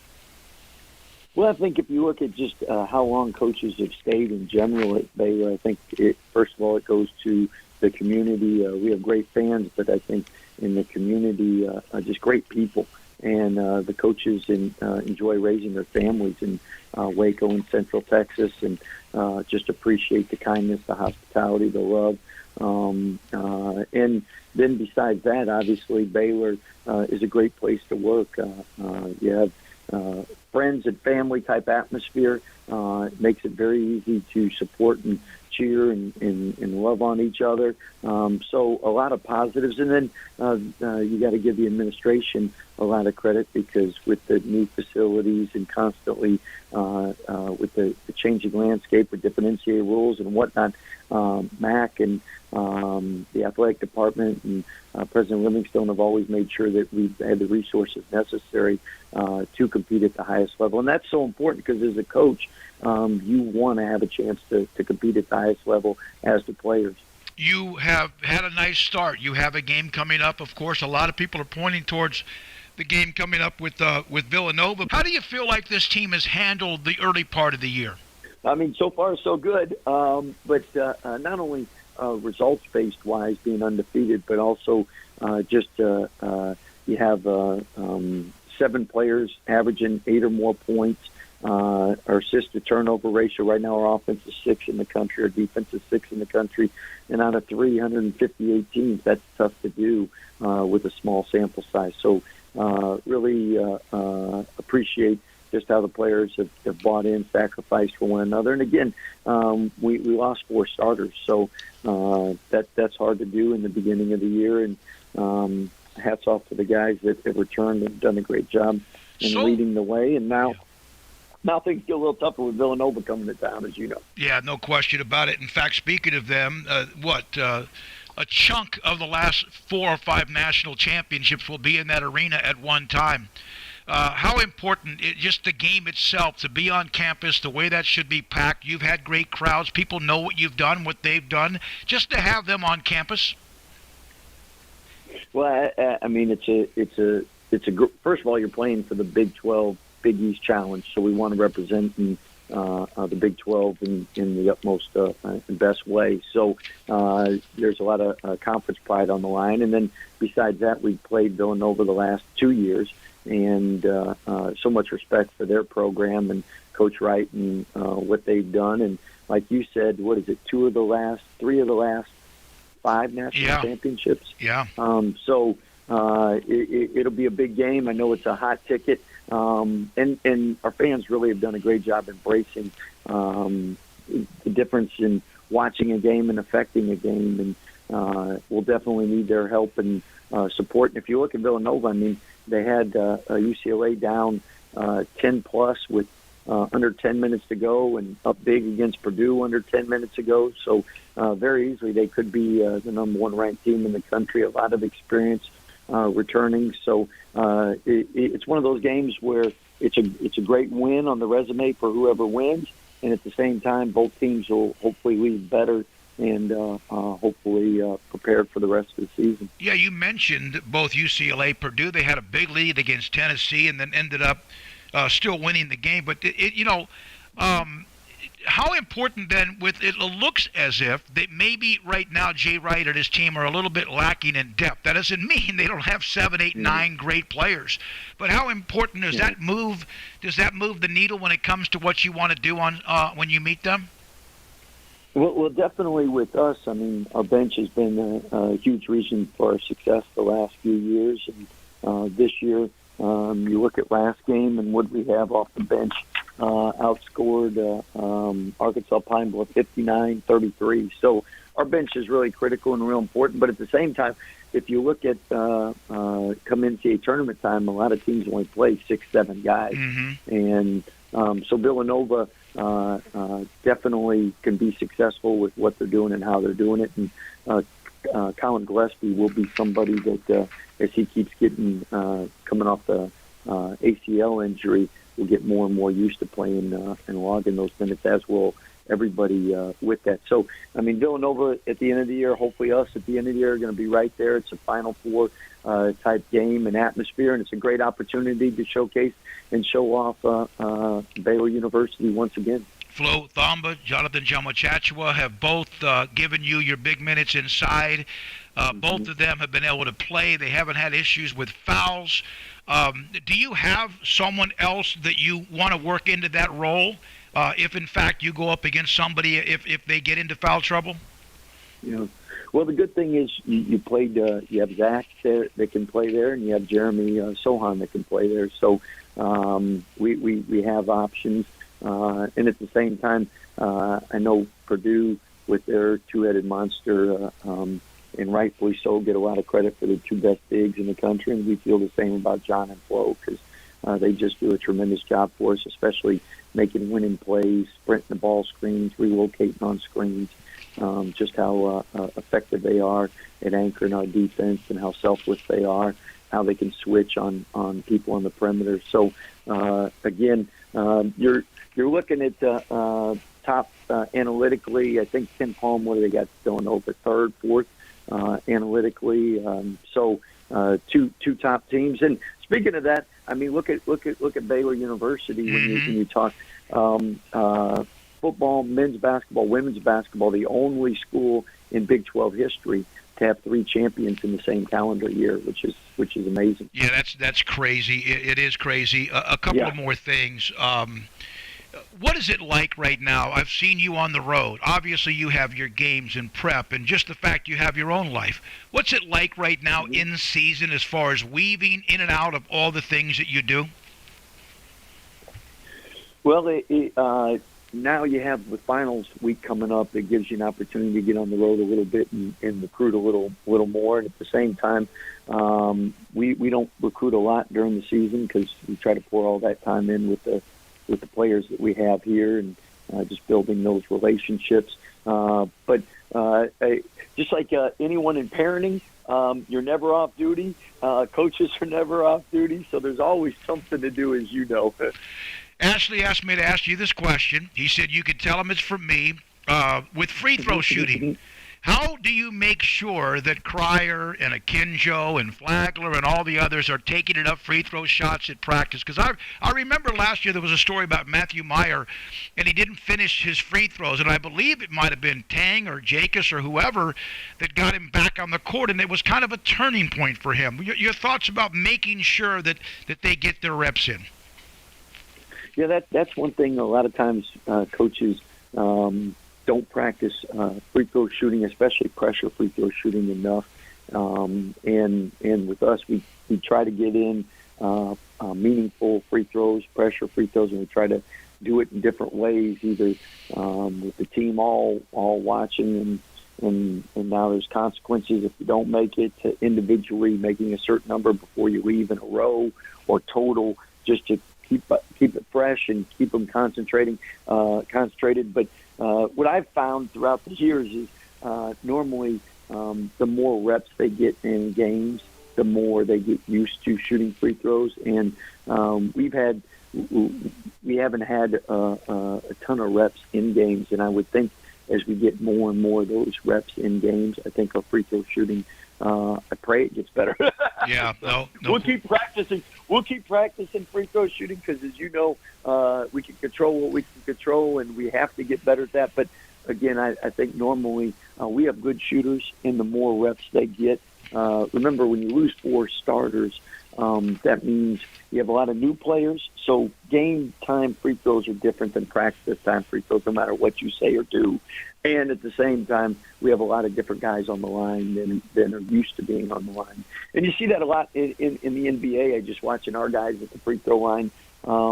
It's just different levels, different. It just takes time to get used to, you know. Kendall Brown, as good as he's been, is there still do you still wish he would maybe cock it and go with it a little bit more on the perimeter? Is that to make sure teams know he will? I think Kendall's biggest strength is his self-awareness and allowing the game to come to him, and his efficiency. And so with that, I think sometimes the worst thing you can do is try to have someone do something that is contradictory to that. And what I mean by that is the reason he's shooting a great percentage is he takes a high percentage shots. The reason his assist-to-turnover ratio is so good is because he makes high efficient plays. So with him, he's our second leading scorer right now, and somebody that as he continues to grow and feel more comfortable, will probably do more. At the same time, you can't argue with his efficiency numbers, and that's really a blessing. And for especially most freshmen, that's the hardest thing, is getting them to buy into efficiency. And because, as you know, most freshmen come in and they're the best player from their team, so they're used to taking the most shots and tougher shots. And the great thing when you play on good teams is you have other good players. So the key is not to take bad shots, but allow great players to get great looks, and then everybody's more efficient.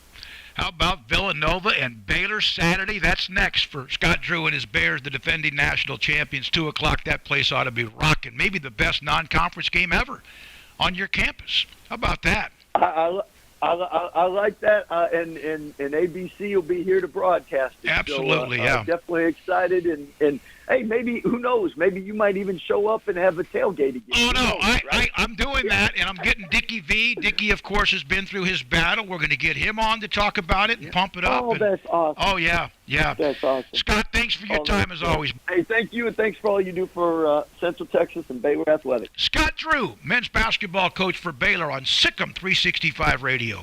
Sports bettors, BetUS.com has your NBA, NHL, college football, UFC, PGS, and of course NFL betting lines up for their 27th year and live betting on all of it. So go to BetUS.com, use our promo codes SICKM125, that's 125% bonus on cash, old style money, or Sikkim200, that's 200% bonus on cryptocurrency. So you can get great deals right now at BetUS.com. Again, use our promo codes Sikkim125 or Sikkim200. And again, they've got sports all around the globe, so they've got action on almost all of it. They've probably got your game. You can also bet casino and horses, pop culture, and more at BetUS.com. You bet, you win, you get paid at BetUS.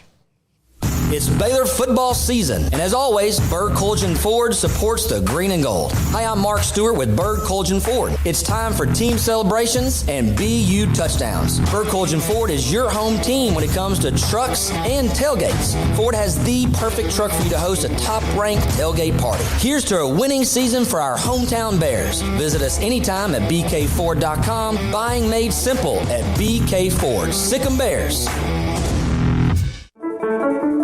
One size fits all. That may be all right for an adjustable belt or cheap sunglasses, but when it comes to your financial needs, no one wants a one-size-fits-all strategy. Cam Heathcott, your Edward Jones financial advisor, knows that his most important goals are yours. That's why he takes the time to understand your needs, knowing you. That's how Edward Jones makes sense of investing. Cam Heathcott, covering Conroe and Houston, 936-756-7717 or cam.heathcott@edwardjones.com. Edward Jones, member SIPC.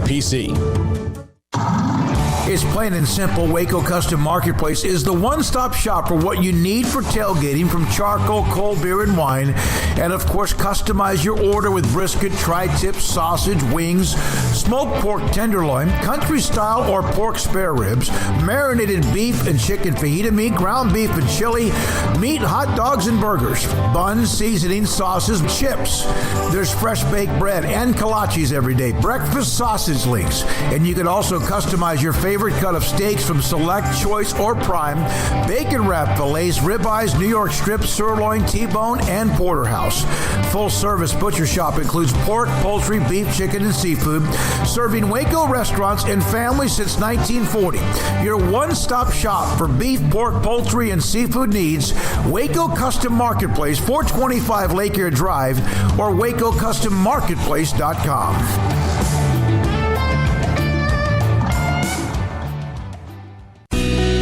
Camille Johnson Realtors guide you seamlessly through the process of buying your dream home or selling your current one. Commercial, farm and ranch, or residential, Camille Johnson Realtors can smoothly and successfully lead you through any transaction. With a team of 28 experienced agents who are excited about serving you, Camille Johnson Realtors services the entire greater Waco area. If you're in the market to buy or sell, contact Camille Johnson Realtors, 104 Midway Center in Woodway, or find them online at www.camillejohnson.com. Camille Johnson Realtors, elegant, charming, warm. Welcome home.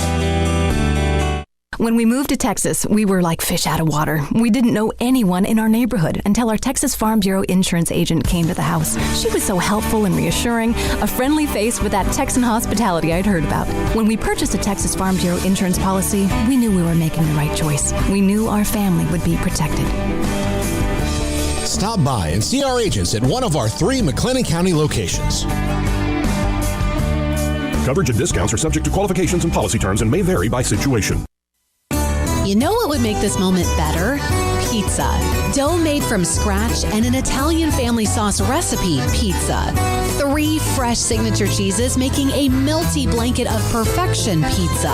Like loads of premium toppings like crispy Old World pepperoni, savory Italian sausage, and fresh sliced veggies pizza.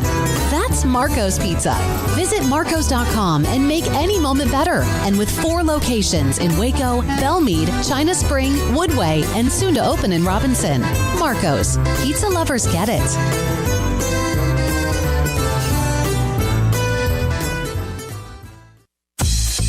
Baylor Scott and White, Southwest Sports Medicine and Orthopedics, the team physicians for Baylor Athletics, diagnosing and treating all sports-related injuries, including concussions. These specialists also provide orthopedic services for athletes and non-athletes alike, whether it's knee or shoulder pain, hand or wrist injury, orthopedic spine care, and even an arthritis and total joint clinic. Trust the doctors Baylor Athletics trusts. Baylor Scott and White, Southwest Sports Medicine and Orthopedics wants to get you back in the game.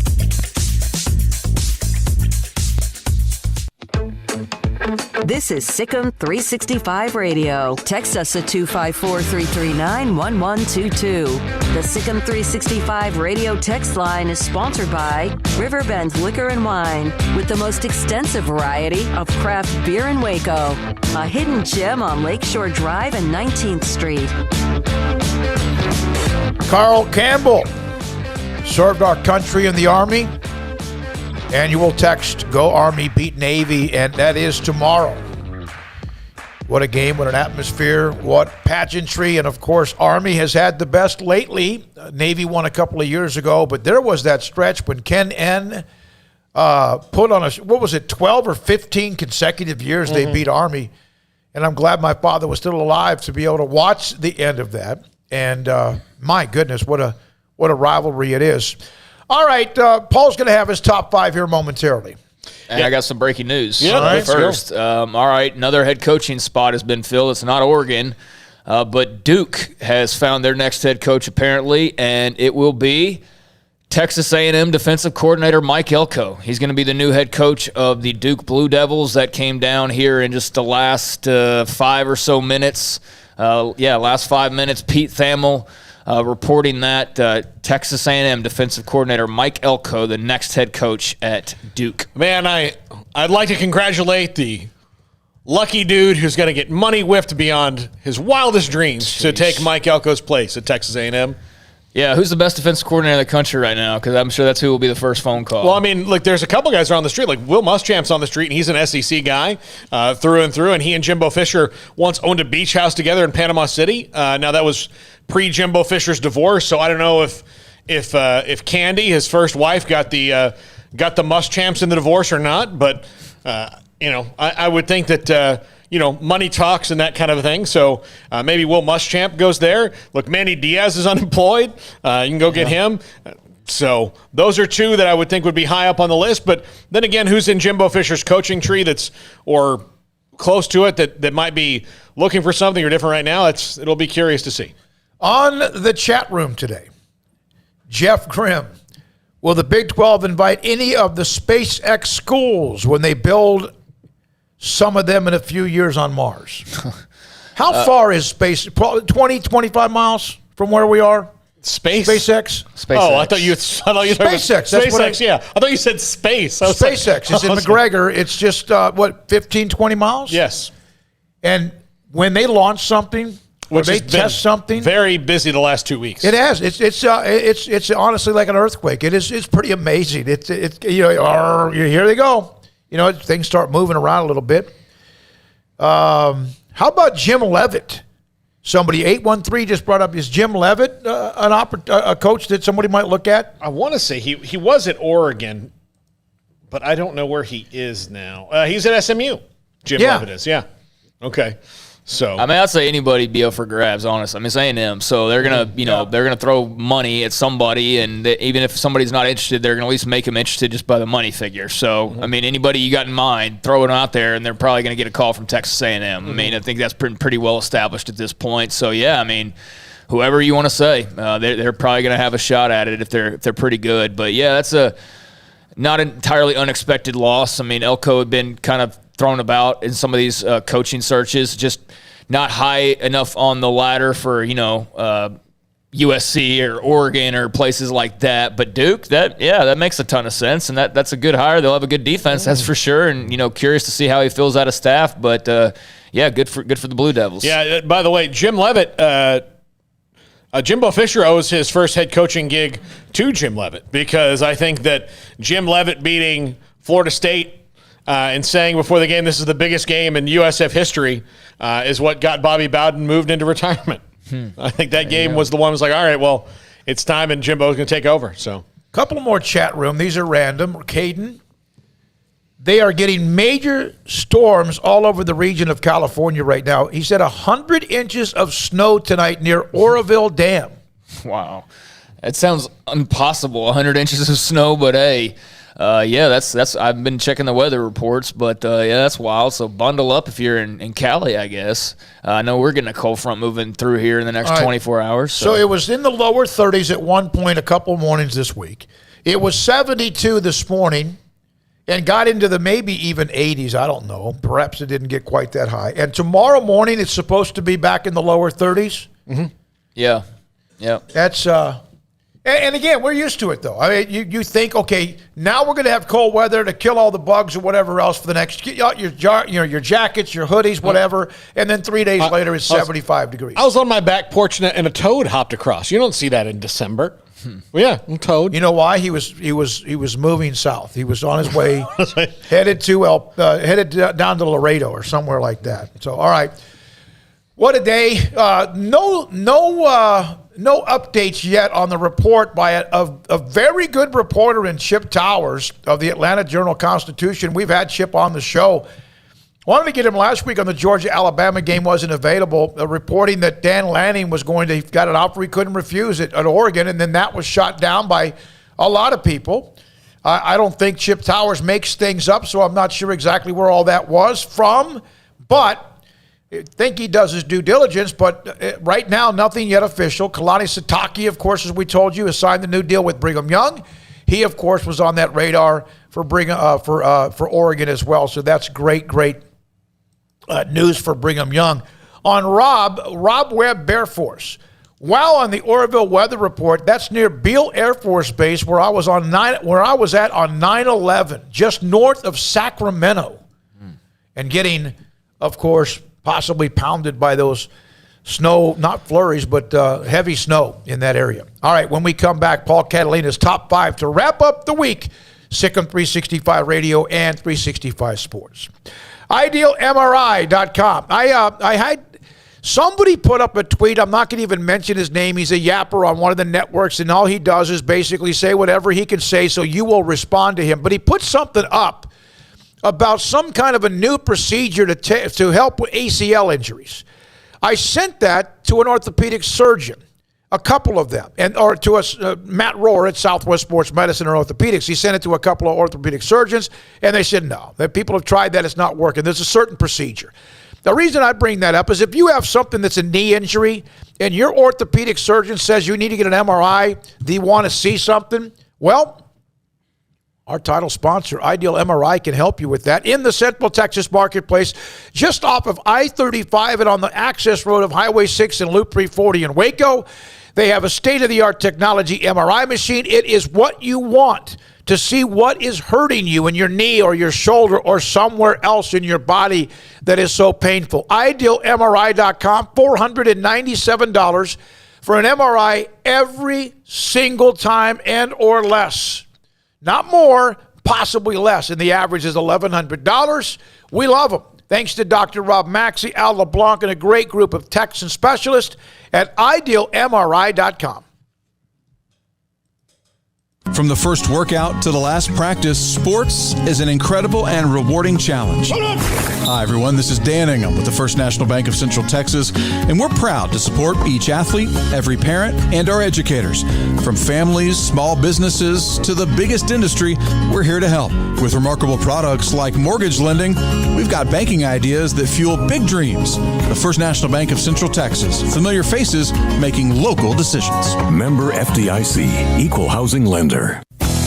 Three Nations Brewing Company has 16 different beers on draft with a new beer every Friday. It also offers 2 air-conditioned tap rooms, a large indoor beer hall, a second-floor mezzanine offering a great overview of the brewing company and equipment and patio where you can relax under the shade. Plus, you can now experience the new Three Nations Beer Garden Grill on our shaded patio with socially distanced seating for your enjoyment. Grab a cold beer and enjoy a bite from our freshly prepared and delicious menu. Street tacos, quesadillas, freshly cooked burgers and dogs and veggie burgers too. State Fair tornado fries, nachos, and so much more, all prepared and cooked on site. So come visit the award-winning Three Nations Brewing Company on East Vandergrift off I-35 in Carrollton. With so many companies and policies out there, it gets so confusing shopping for insurance, and I never know if I'm getting the policy that's right for me. Luckily, I met the team at the Niche Group Insurance Agency. With the Niche Group, you can go to one company and get access to coverage options from many insurance carriers, and you get to speak to a real person about your specific coverage needs. With the Niche Group, I know I'm getting the right coverage at the right price. If you need insurance, talk to the experts at the Niche Group at 1-800-258-8302. The year is wrapping up, sports bettors, but BetUS still has your NBA, NHL, college football bowls, UFC, PGA, and of course NFL betting lines up for their 27th year. Live betting on all of it. Log in to BetUS.com today. Use our promo codes SICK'EM125 for 125% bonus on cash, or SICK'EM200 if you use crypto. So use the 3-decade leader, BetUS.com. Use promo code SICK'EM125 and SICK'EM200.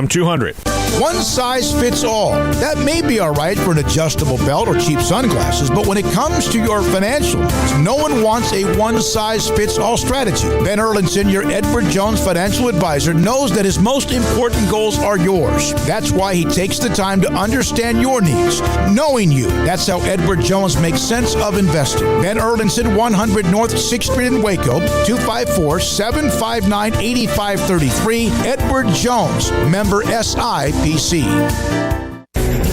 Payments for qualified buyers at 2.9% with $5,000 down, cash or trade. TTL Extra. See dealer for details. Get the quality pre-owned car you need now at a price you can afford at Richard Car. Find great deals like a 7-passenger 2016 GMC Acadia for $225 a month, a 2019 Ford F-150 for $438 a month. Plus, get top dollar for your trade now. Richard Car. Pre-owned vehicles go through a 172-point inspection, and our aggressive lenders say yes when others say no. Find your next car or truck at Richard Car today.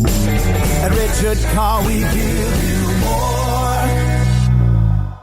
Do you or your kids get nervous about going to the dentist? Stonewood Dental. Dr. Steve Childress, he can help. I've spent a career taking care of patients who as children had bad experiences, and now they're adults that hate going to the dentist. If I get a kid at 3 years old and they come every 6 months and it's a happy experience, it's normal for them. Now they have an accident at 6 or 7 or 8 at school. Now they have a broken tooth or a trauma, and they have to come here. They're used to lights, they're used to water in their mouth, they're used to experience, they already trust us. It's amazing what we can do with that kid without it being a negative thing. But if I see a 6 or 7 or 8 year old that's never been to the dentist, and now they have a trauma or an unfortunate unexpected toothache, it's harder to do that for that kid and it not be somewhat of a negative experience. So bottom line is I try to teach kids and adults and teenagers and everybody the way I'd want my family treated, which is where it's a necessary part of life. You just take care of it. It doesn't have to be that big a deal. Learn more, stonewood-dental.com. Welcome back to Sikkim 365 Radio.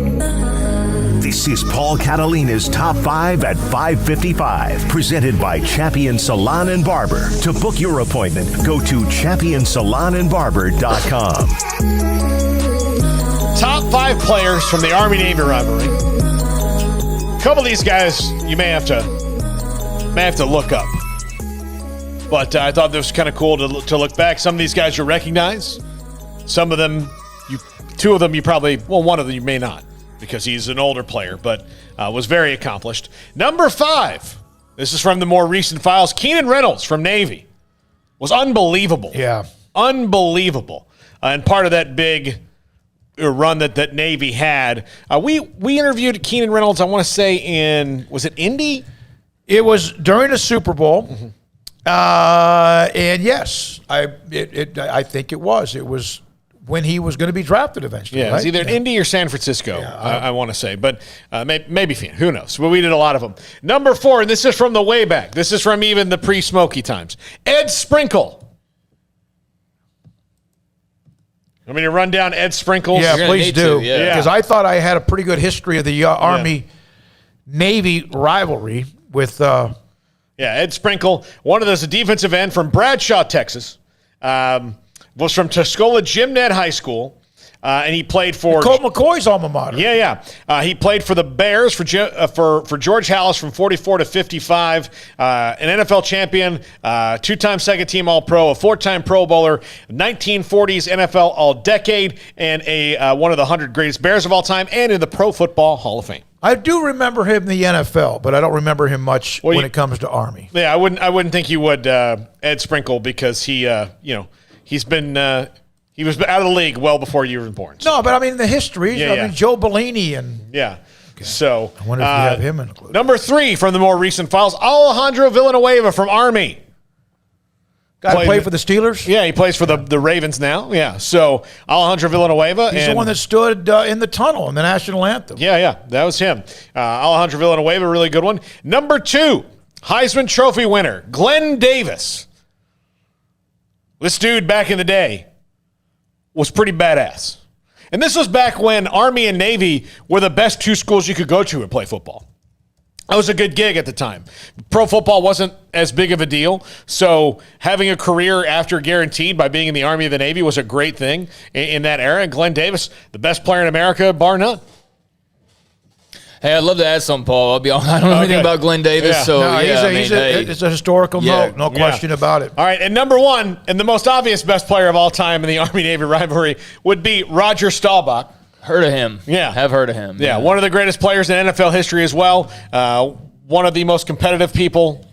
Won a Heisman. Of course, ended up winning Super Bowls. A great Great guy. Try to get him on this week. He's really not doing many interviews just because he's gone so private. He finally is in retirement. He still on occasion shows up at some Cowboys events. And we told this story when Kenny Mayne was on because we were doing that. Smokey and I were at that game. To this day, very competitive. Danny White told me that they have competition to see who's going to have.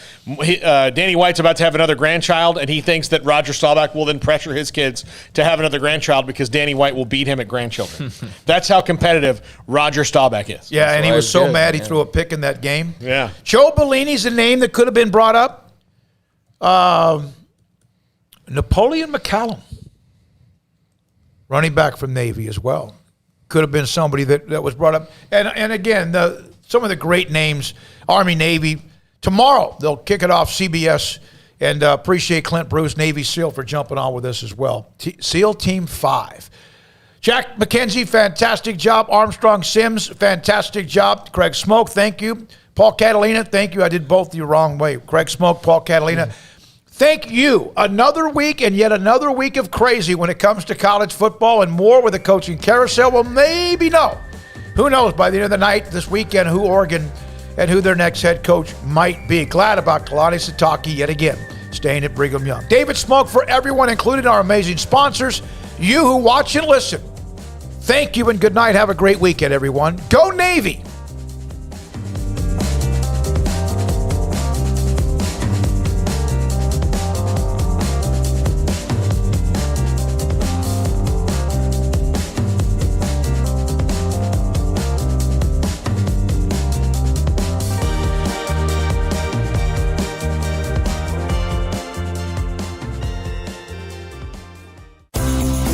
Ideal MRI is a small family business right here in Central Texas. We're open to support you while lowering the cost of healthcare bills. When you need an MRI, ask your doctor for an Ideal MRI. Visit us at idealmri.com or call us at 833-IDEAL-MRI. Stepping into the boots of a U.S. Army officer can add confidence and leadership skills to your son or daughter's career path. See all the things they can achieve in our boots at GoArmy.com. U.S. Army Waco Recruiting Company, 254-598-8131 or 254-776-1543. After my first car accident, I feared the biggest damage would be to my wallet. I expected a mountain of bills and a long, drawn-out process. But my Texas Farm Bureau insurance agent was there when I needed her and helped me get back on my feet and in my car in no time. Instead of a hassle, I got reassurance and a quick recovery. Stop by and see our agents at one of our 3 McLennan County locations. Coverage and discounts are subject to qualifications and policy terms and may vary by situation.